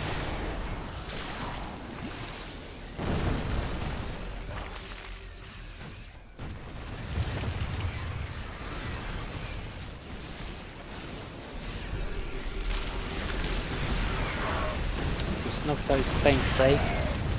Good choice. This battle is getting interesting because there aren't many tanks. There's one Liberator, and it's mostly Marines. It's soldiers. It's just soldiers shooting bullets at the Zerg. And now the Zerg has high ground, Anakin. So you don't wanna fight on this. I shouldn't laugh at my jokes because you can't hear me then. And now the Zerg, of course, Anakin has high ground, so he catches the tanks. And now Terran doesn't have. How many tanks Terran? Terran has 100 Marines, guys. 100 Marines Terran has. Do you guys see this? Do you guys see this? 100 Marines. I want you guys to see it. It was 100 Marines. 100 Marines. Just Marines.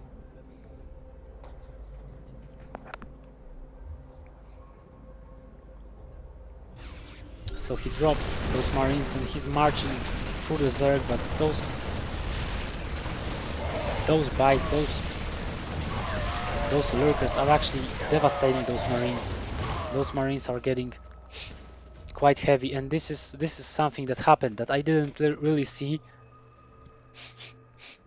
And now Cham has 9 workers, so he chose to play off race, and it proved to be a bad choice for him.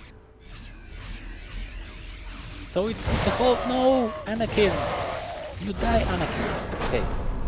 Okay, guys. So Aquaron ties the series, and it's 1-1 currently.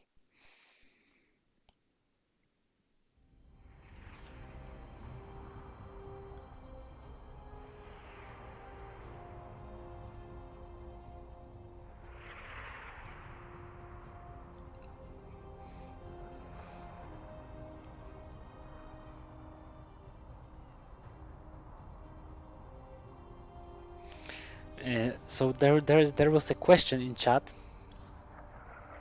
that I will answer in the next game.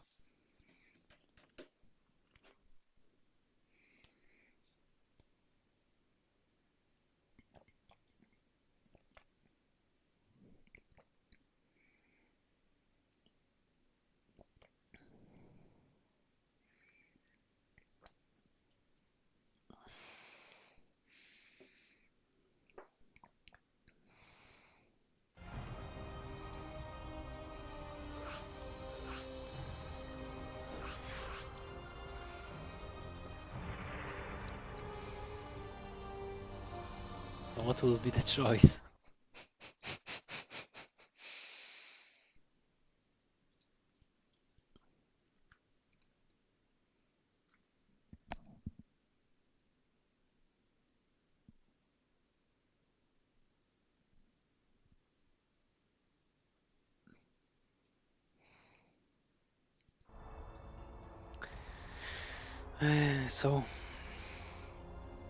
So Cham needs to take a break.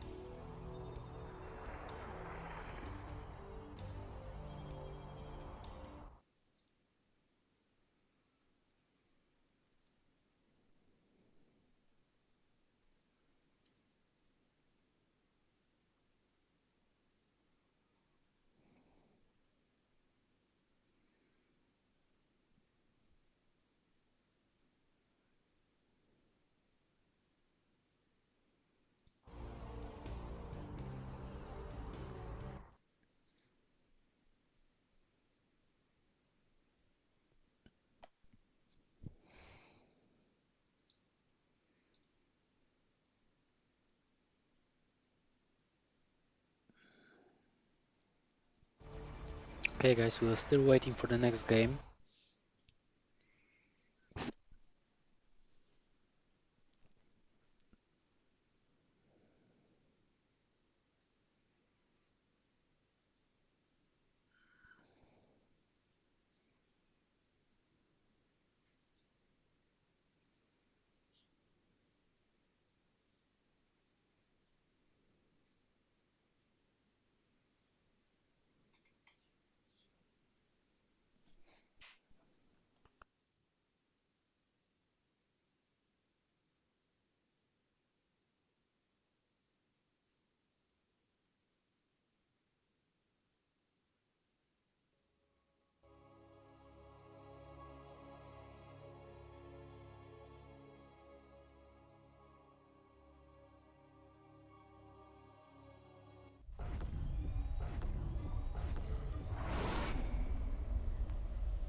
Okay, guys, so here we start with the third game of this grand final.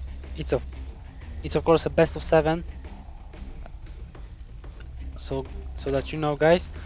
So in the bottom right, red Zerg, it's Cham, this time playing his main race. And in the upper left, it's Aqueron, green Terran, of course green Terran, but he chose random. If you guys saw in the loading screen, so he got his main race. So they will be playing their main races.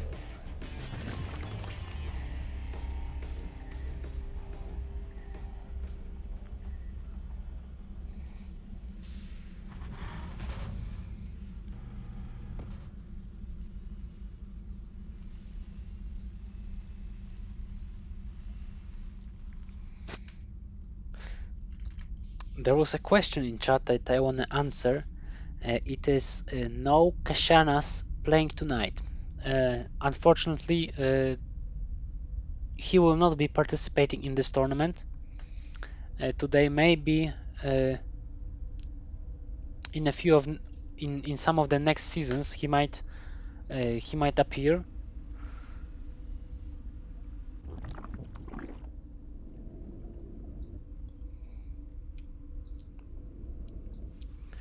So with an expansion, of course. So this the last two matches, the last two maps we saw.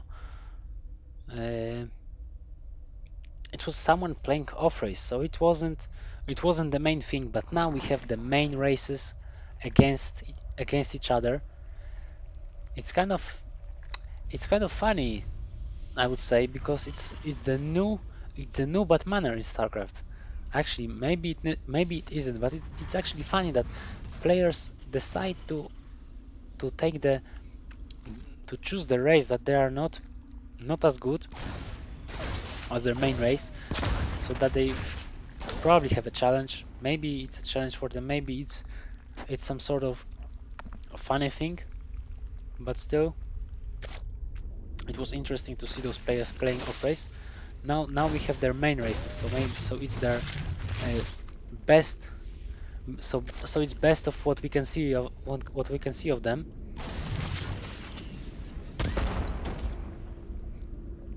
Hello guys who joined. Hello Nazim. Hello Rodzin joining. Unfortunately, your friend Art failed. Hello Tochaman. Hope you guys have a good time. Maybe I'm not as professional as I could be, but I'm trying. I'm trying better and better every time. Tochaman casts. Stay safe. Thanks, buddy. I will definitely stay safe. Uh, so we have Steam Pack, we have Starport, we have Factory, we have, of course, Reactor to react to the game. Just those.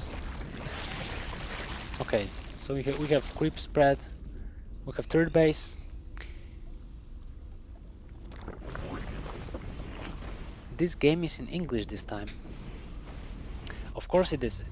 Maybe you guys just are translating in in your brain, so actually it was always English, but you just stopped translating it.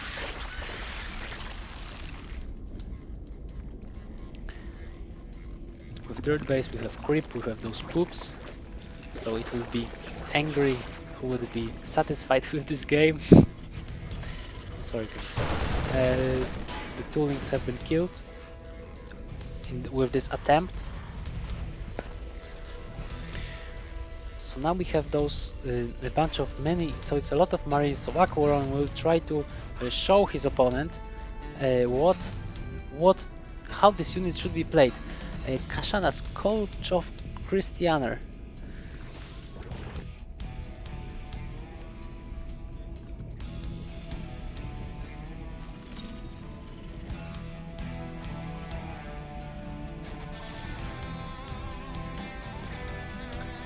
Okay, so guys, I'm sorry for the interruption. Now we have this drop coming to base of Champ, and now he's picking those queens. It's actually a devastating damage because now he has no creep spread. At the other side of the map there is this counter attack which is actually really strong, but there will be tanks soon. So both players actually taking damage. And this drop will probably retreat to save this base, so Zerg cannot commit any further into his opponent. He's sending reinforcements. It can be dicey because if Terran moves out of his base, he might be caught off guard. But okay, the Zerg is Zerg trying to hit this drop, or is just okay? So you can. I think it's a bug because you cannot really drop units there normally. So Aquaron is taking a really good trade. So he's picking a lot of units. This is actually very good for him, very effective for those Marines, for these trades. Those things actually still killing, destroying buildings.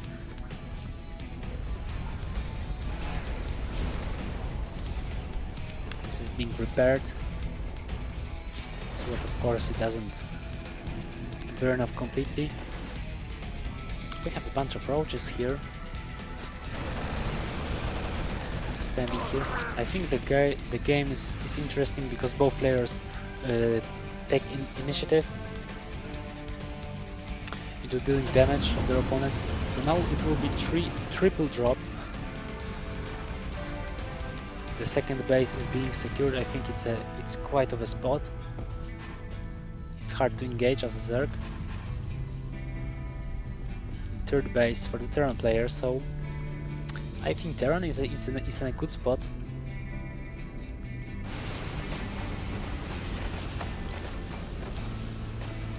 We have this triple drop, but actually not for the base. Actually, he was supposedly minted third base here, but it wasn't the case. It was just creep to clear with a scan.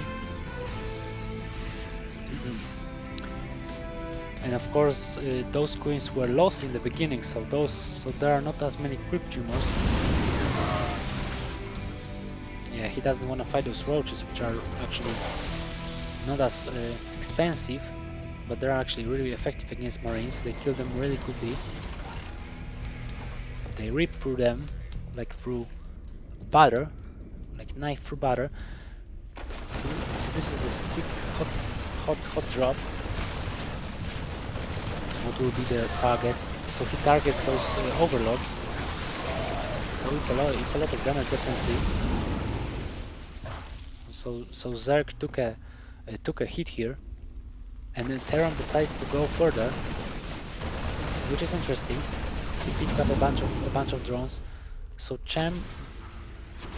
where's Chem's army? So Chem was actually trying to get rid of this Liberator, and he split his army. I think it was defense. I mean, he defended. He didn't lose as much. Those overlords were a pain, but he's still standing still. building a lot of roaches. I don't see drones on the production tab. Is this some sort of commitment? Okay, so he lost the medivac, which is unfortunate. And he decides to move with his army across the map against the roach heavy player. I feel like if tanks are in a good spot, it might be hard for the Zerg to actually engage in it. But still, if there's a bad spot for Terran, I mean, this heavy roach army might be devastating.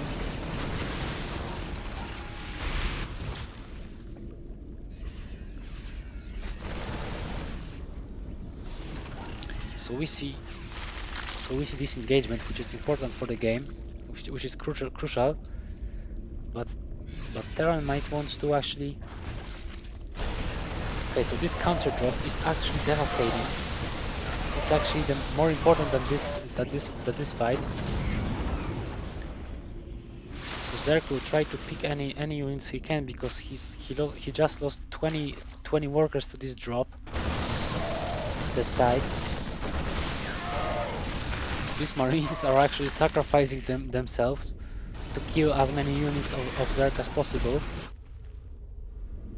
So these Marines are just sitting here. It's actually funny if they run here and kill something. Okay, so Zerg is committing into attacking Terran. So those tanks, how the barrels will look like, what the barrels will look like. I feel like the Zerg is breaking, but he lost so much that he has to retreat. And these Marines, these heroes, return from battle and attack the enemy from the back.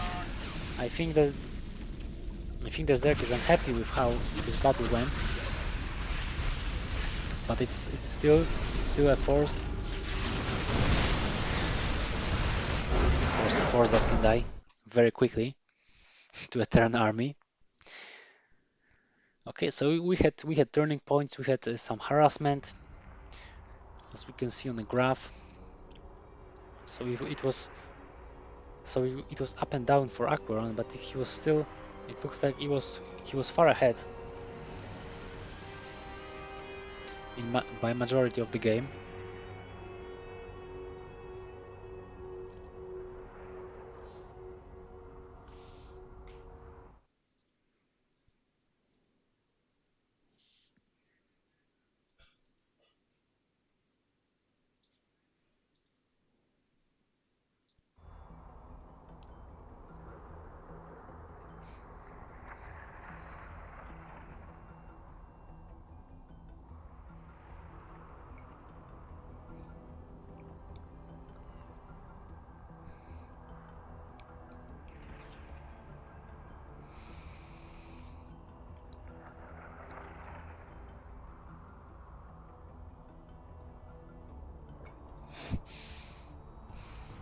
So Kashanas is a well-known legend, as you guys say.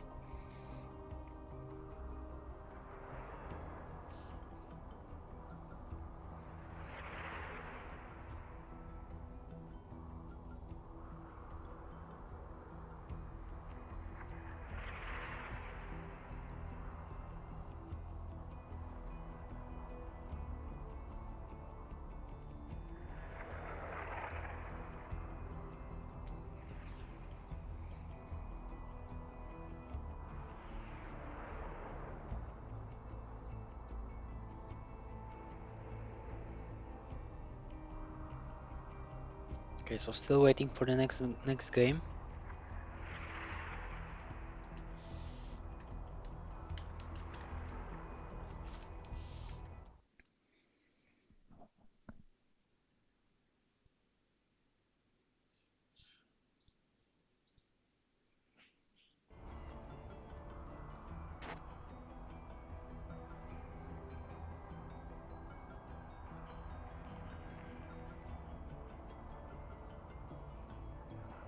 Okay, next lobby has been created, so we can join it.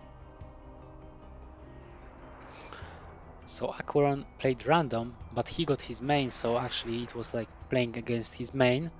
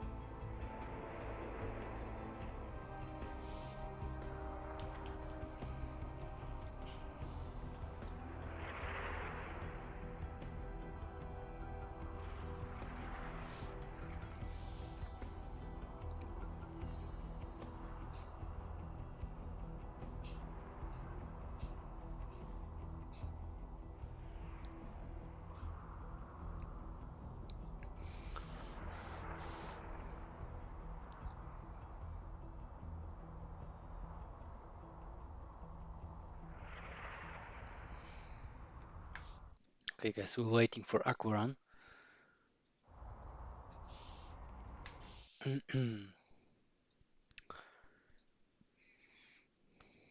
Tochaman casts. Stay safe.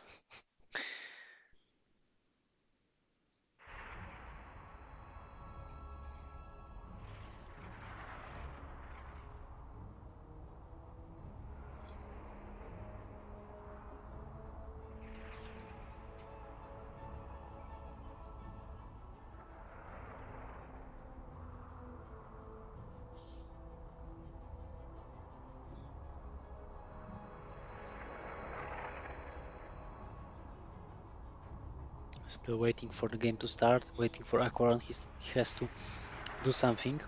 He asked for some time.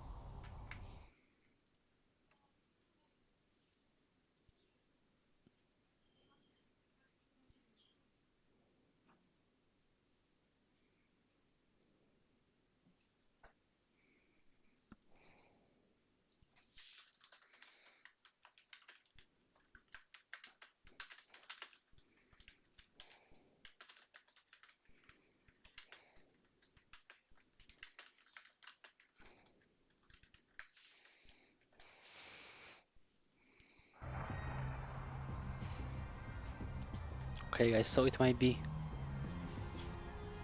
a bit of break for now.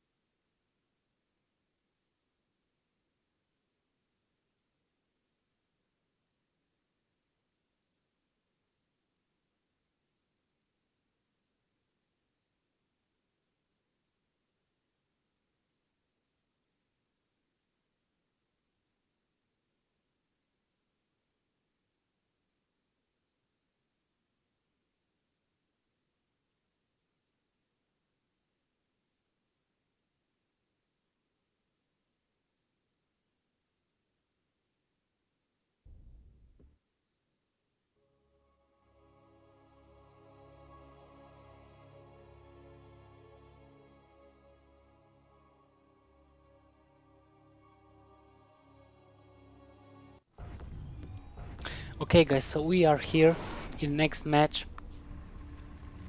So spawning in upper left, red Zerg, it's Cham, and his opponent is Aquaron, green Zerg. The score is 2-1 for Aquaron.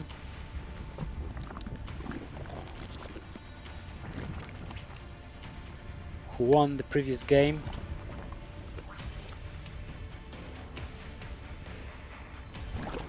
Now we will see, because it's some of the early spawning pool, and Cham will probably play economically because he decides to take an expansion. It's of course a best of 7 for those of you that don't know. And generally, for guys you to see it.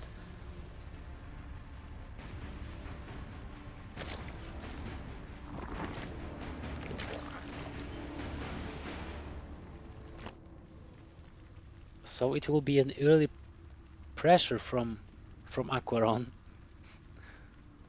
So Chem doesn't know anything. So Acheron was random. So Chem doesn't know even what race Acheron is. So he probably feels comfortable against such attacks because he might see it.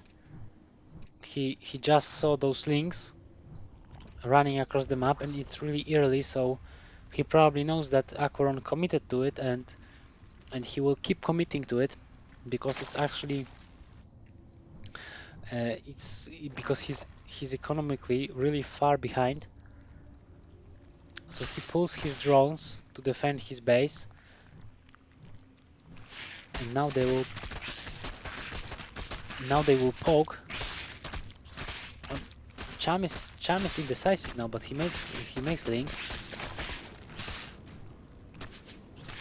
He makes a bunch of links, but Acheron will have quicker link speed, metabolic boost, of course, and this base is actually is getting red. So these things have to watch out because they can be interfered really quickly. This queen has been caught, which is a lot of damage because it's like 6 links, and the base has been killed. Of course, we have 4 banelings being morphed, and Cham builds his static defense and his own baneling nest. So Acheron doesn't want to lose those banelings because he wants to have some sort of bane shots. So these guys actually uh, suck a lot of those shots. But there are more links incoming. This queen might be lost. Yes, it's lost. The question is if those links are actually sufficient. There are 2 banelings from Acheron's side. You might want to detonate it on, for example, on this spine crawler to actually destroy it. Now there isn't any static defense for Cham, and there are more links coming from Acheron's side. So Cham really wants to have. He doesn't have speed, so he's fighting with slow links, and it's devastating. It's huge difference.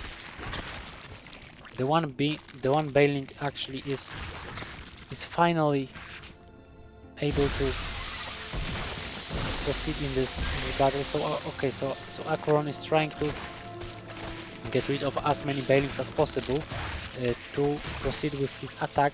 As you can see, Gem is still ahead in workers, so he should have more. But the problem is that he has no army to actually. He has those 2 bases which actually push out Acheron, but there will be banes from his side as well. Depends on Michael. He lost a bit of here, too much, and the static defense is being rebuilt. So Acheron is fully committed into this all-in, I would say. Definitely annoying. And this guy was too much. It wasn't supposed to go to blow off. Okay, guys. So what do you see? Because it's getting kind of dicey because both players can lose their army really quickly, and you should actually see. So those Banes probably isn't a good choice, but those Banes will probably. Oh, they found a hit, and seven workers. It's a lot of workers. So Acheron decides to take a second base and still and build workers, which is interesting because he's now keeping his opponent. His opponent is unable to. He has those two queens, but it might be too much. Okay, so he detonated this base. I think it might be too much because Cham cannot expand. So Acheron defeated Cham with probably all the races. I think the Protoss he defended against Protoss, which is good for Cham, but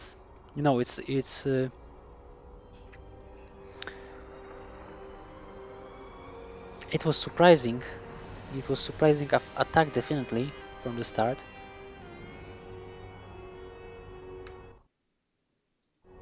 What is Roman?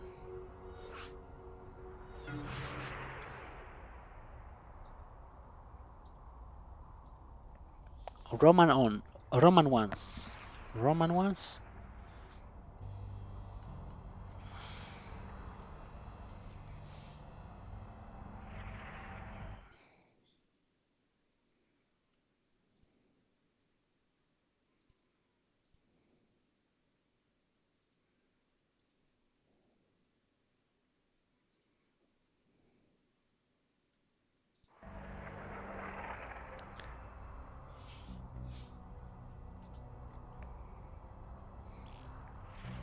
Okay, so Roman once.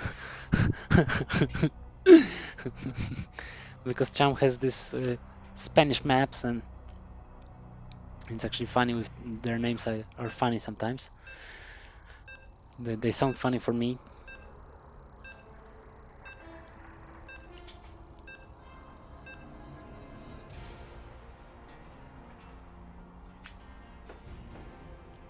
Okay, guys, I've just got a popcorn so that you guys know.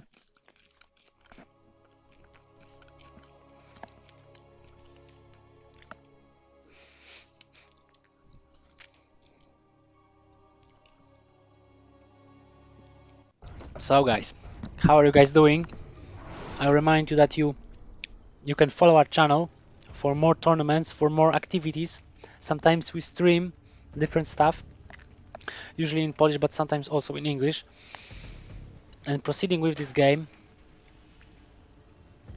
in the upper left, spawning as a red Zerg, playing for Team Exxon, it's Shem. And his opponent,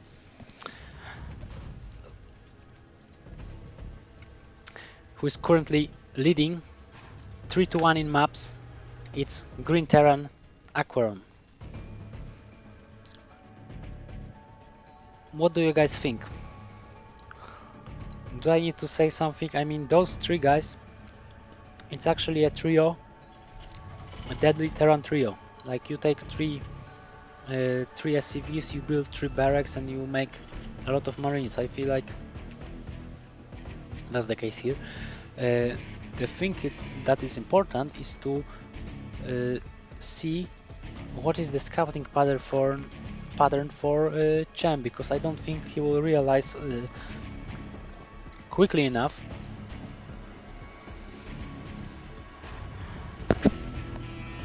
to react to it, but still.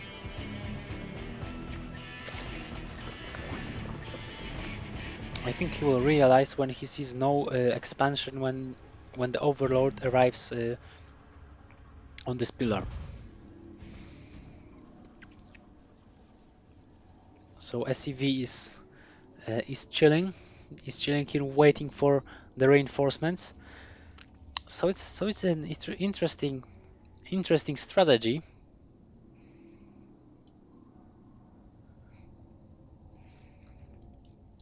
Triple barracks.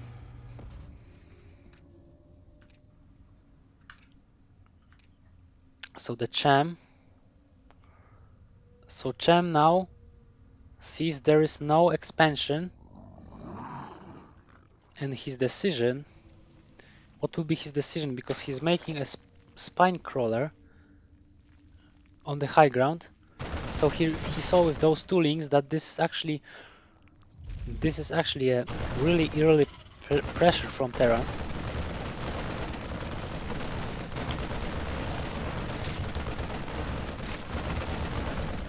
He has a bunch of links, so he will try to not lose this queen and not lose any links.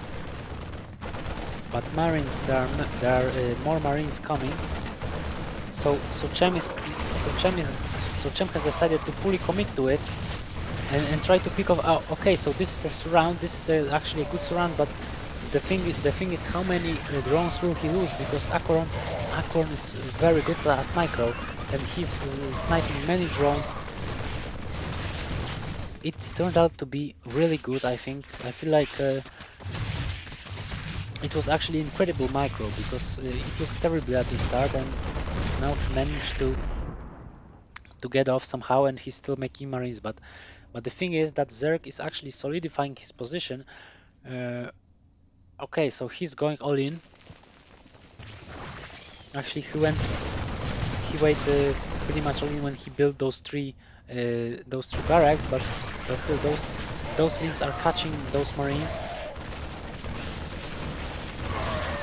It's not something you want as a Terran. You want to stack up those Marines. You want to you want to get us more of them. I think it might be a chance map because I don't see Terran doing much at this moment. There are two spine crawlers. I don't think you can break through this at the moment because there are links. There are two spine crawlers. There's Queen, and it looks really bad for the Terran player because the longer he waits, the worse it is. But still, not doing anything is also terrible.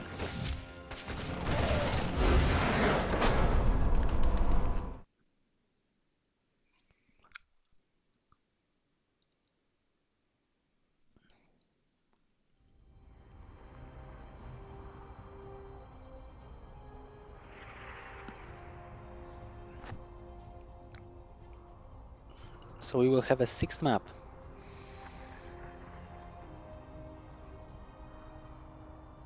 Acorn with his sneaky barracks and Cham with a solid defense.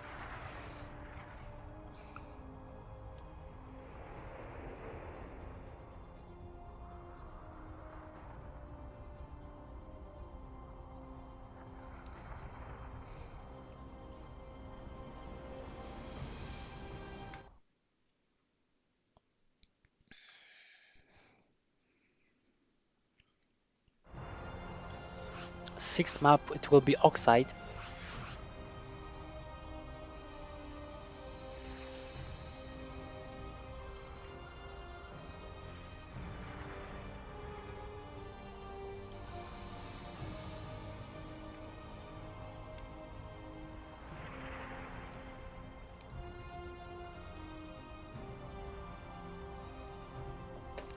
Waiting for Akoran.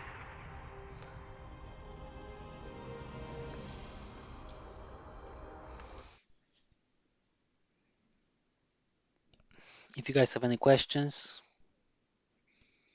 I don't think I don't see any questions in the chat right now, so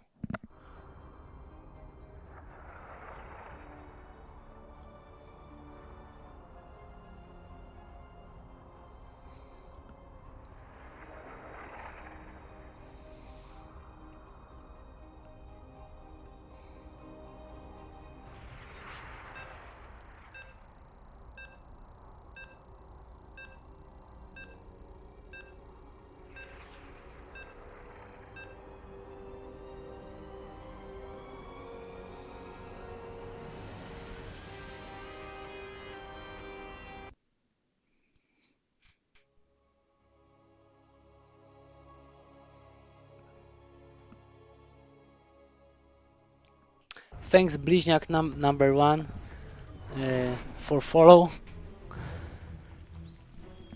So on Oxide, we have two players.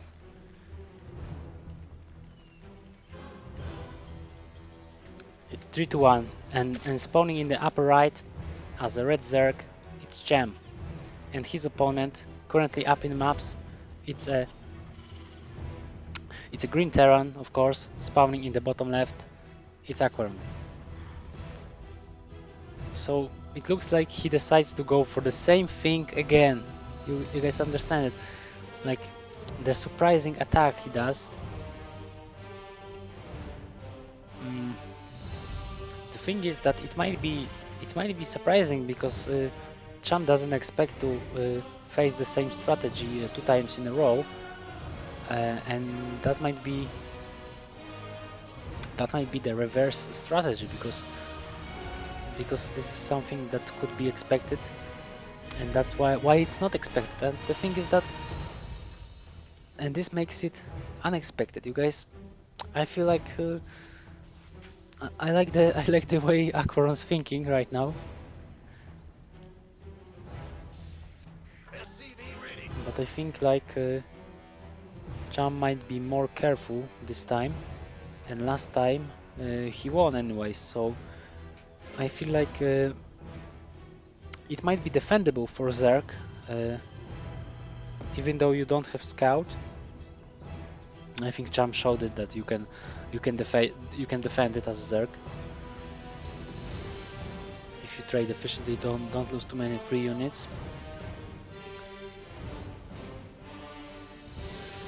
So Zerg. So now Cham will see what is the choice now. He doesn't see barracks. He sees the second depot, and he doesn't see expansion, which is like it has to be proxy.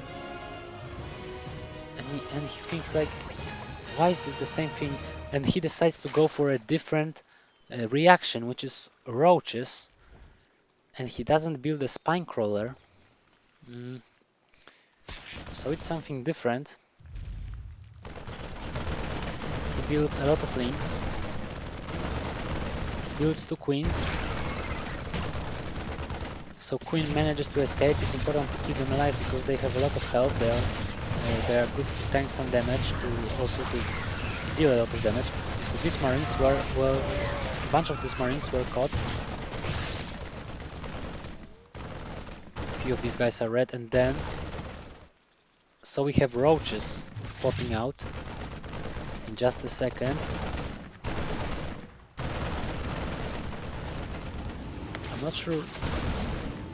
I'm not sure how well it will go because as there are more roaches, uh, Terran will have very poor army against it. But now that there aren't many roaches, Terran can kill it easily. But you can see now there are quite quite a few roaches, and Terran cannot deal with it.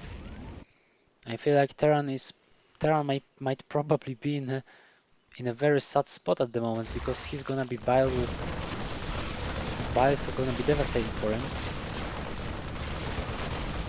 And Cham is saving his roaches, so it's super effective for him. The Ravager and the Roach actually it's quite dangerous for the Zerg because those marines can deal some damage, but I feel like now it's I think it's pretty stable now. Those guys arrive and now Cham is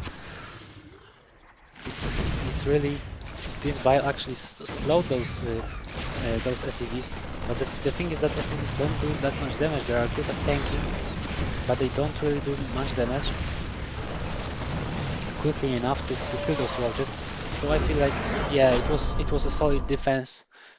So for those of you guys that don't really know how to defend such strategies, you guys saw the last two games, two different approaches to actually defend against those kind of strategies. Jaime Caveira.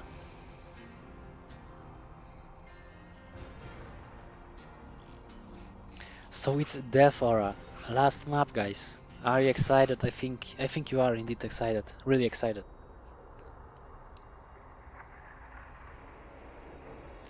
So Aquarian lost last two games against Chem and now goes for random. That's interesting.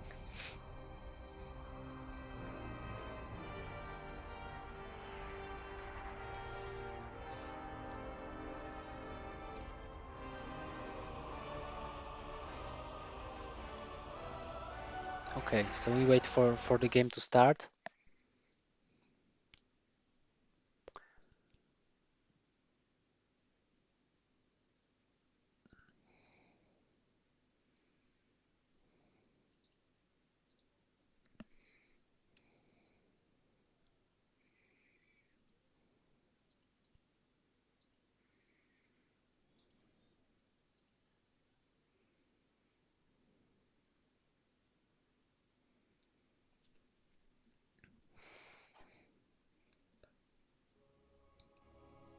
So it's a deciding map, and Acheron decided to go random. I wanted to see the ZVP. Okay, so Acheron got Terran, and spawning in the bottom right as a red Zerg, it's Gem. And on the other side, spawning in the upper left, it's Acheron, green Terran, who actually took random and got his best race. So he won last game when he was playing TVZ against Jam, and he also won the reverse matchup. So ZVT he also won, and of course I set the score. As you guys see, it's a decider match of this series. I like this new streaming page. Siema Tomster. Hi, Miss Caveira. I wonder if you just know my voice or you're just saying.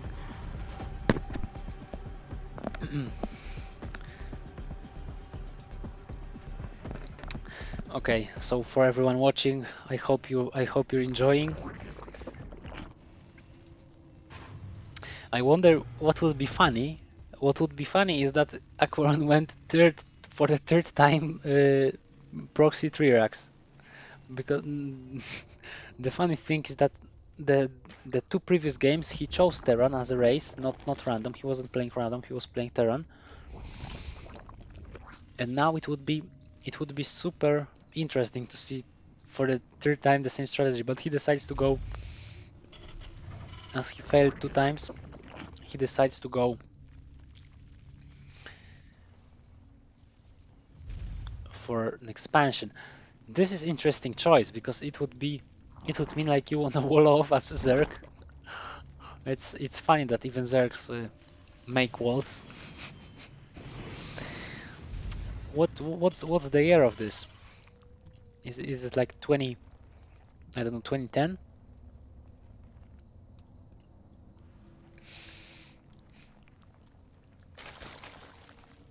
So the red Zerg will probably decide to take a third base, but this Reaper will.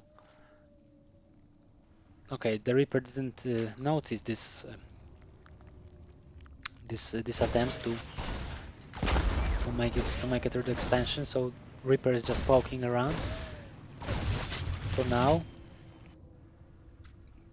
and Charm is making an expansion. So now he decides to go for Hellions and Starport.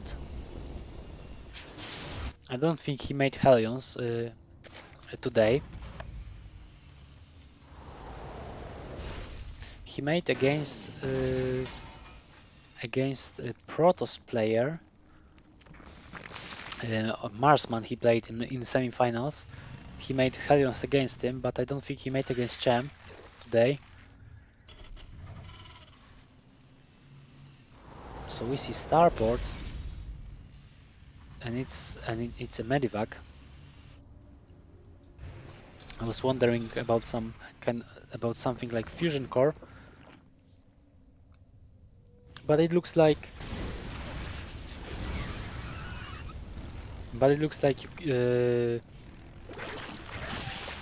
he's gonna, for now he's not deciding on battle cruisers.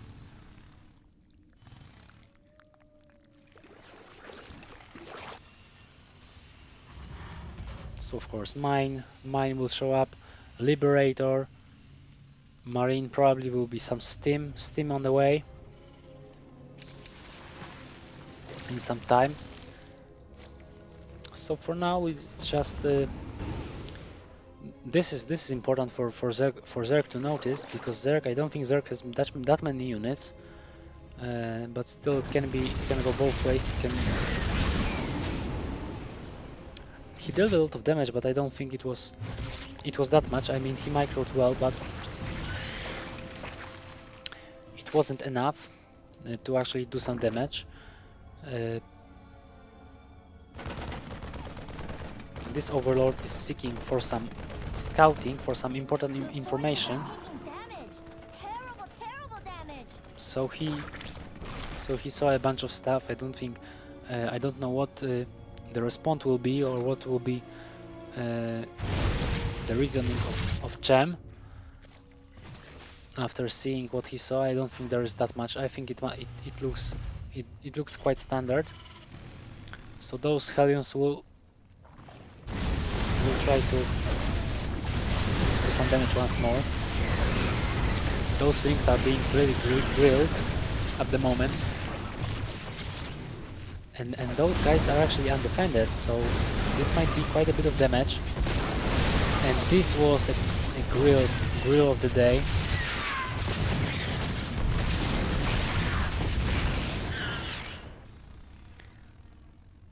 So the two heroes retreat from battle.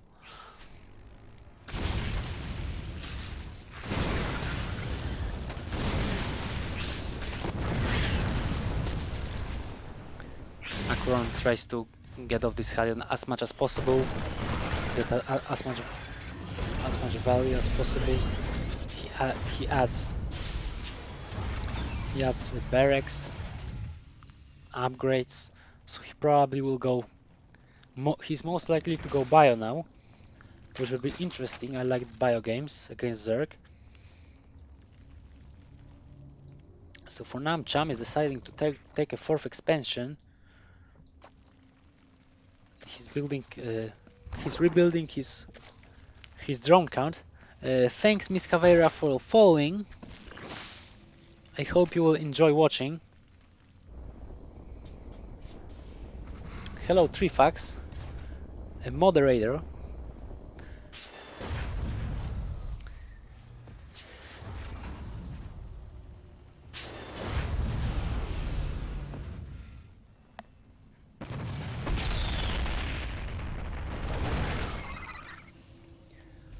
So Trifax will see the final game of the day.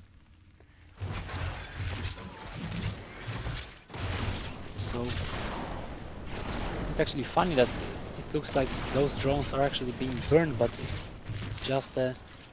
I'm not sure actually what kind of weapon Liberators use. So Liberator just disappeared.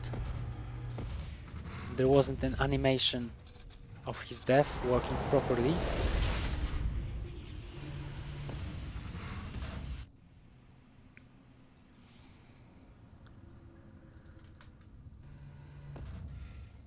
So we have Miras, who managed to actually deny this turret.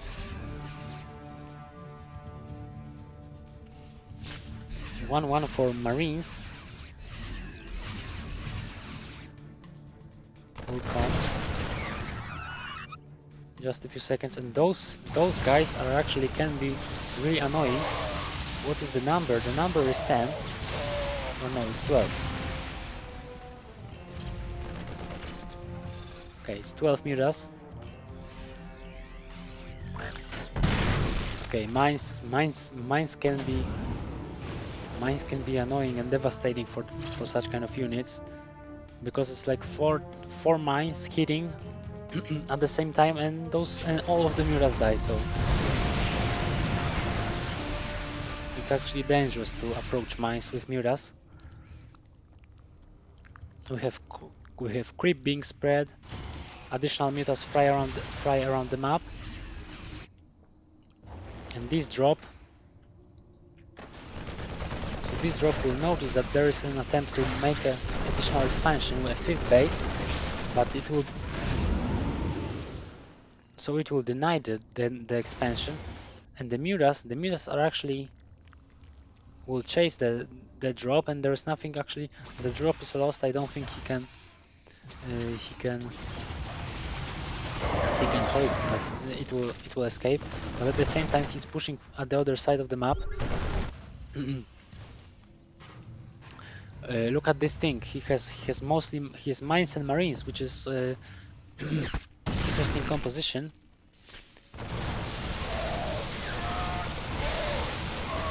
Okay, so this probably isn't the trait you want to take as a Zerg, because those are some serious. I'm sorry.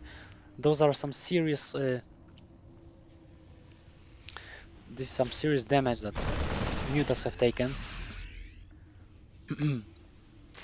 There is a lot of Zerg on the map, but the Terran army is dangerous just as the Zerg.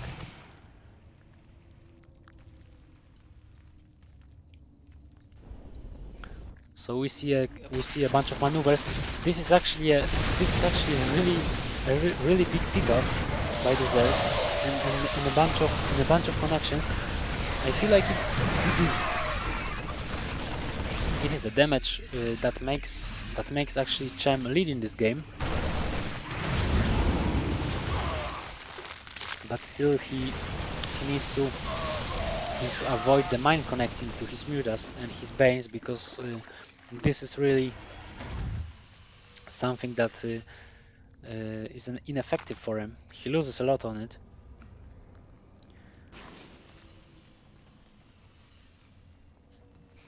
So now we see Thors arrive, which are really strong units.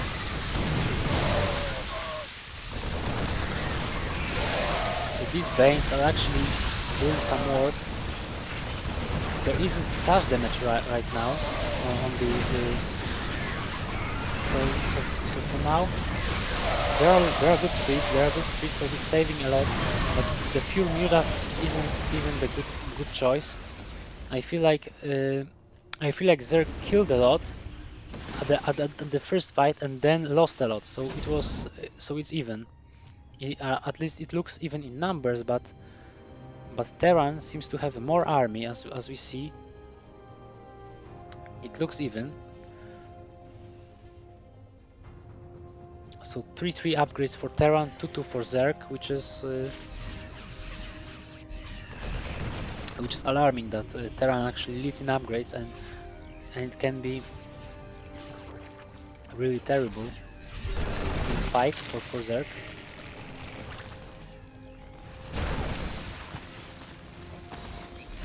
So mines are burrowed.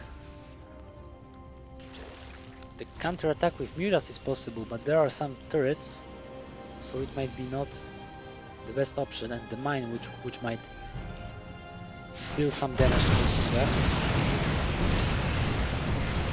So he lost a bunch of Mutas, or actually not a bunch, like one Muta. And there wasn't any, and he didn't gain anything.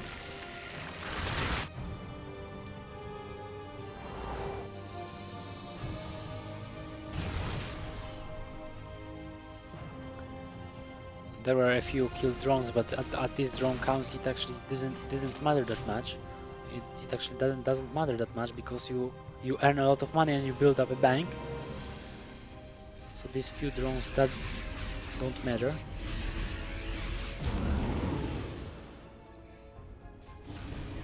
The big trades are important now.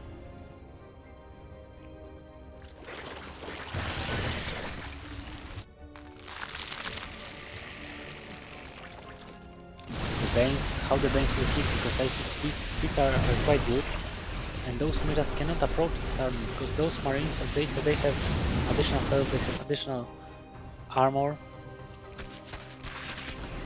they are ahead in upgrades, of course. I wonder, he just okay, so Zerg traded his army for Terran's base, but this limit looks really bad for the Zerg, because Zerg really wants to have more if he fights in such compositions, or wants to have good Bane hits, but I don't think Bane hits are gonna help that much here, because Trovo is doing really good in micro. Of course, there are mines, there are a lot of marauders to actually tank damage, and he's moving to ultras counterattacks, which will be interesting, but Thors and Liberators are actually just enough to stop it. It's very good for Terran. This is very good for Terran, because Zerg is undecisive and Terran takes 3 trades I think it might be it. I think it might be it. Look at this. Zerg doesn't do anything and uses units when he comes to Terran. That is siege, and this will be enough. Aquaron wins for the second time.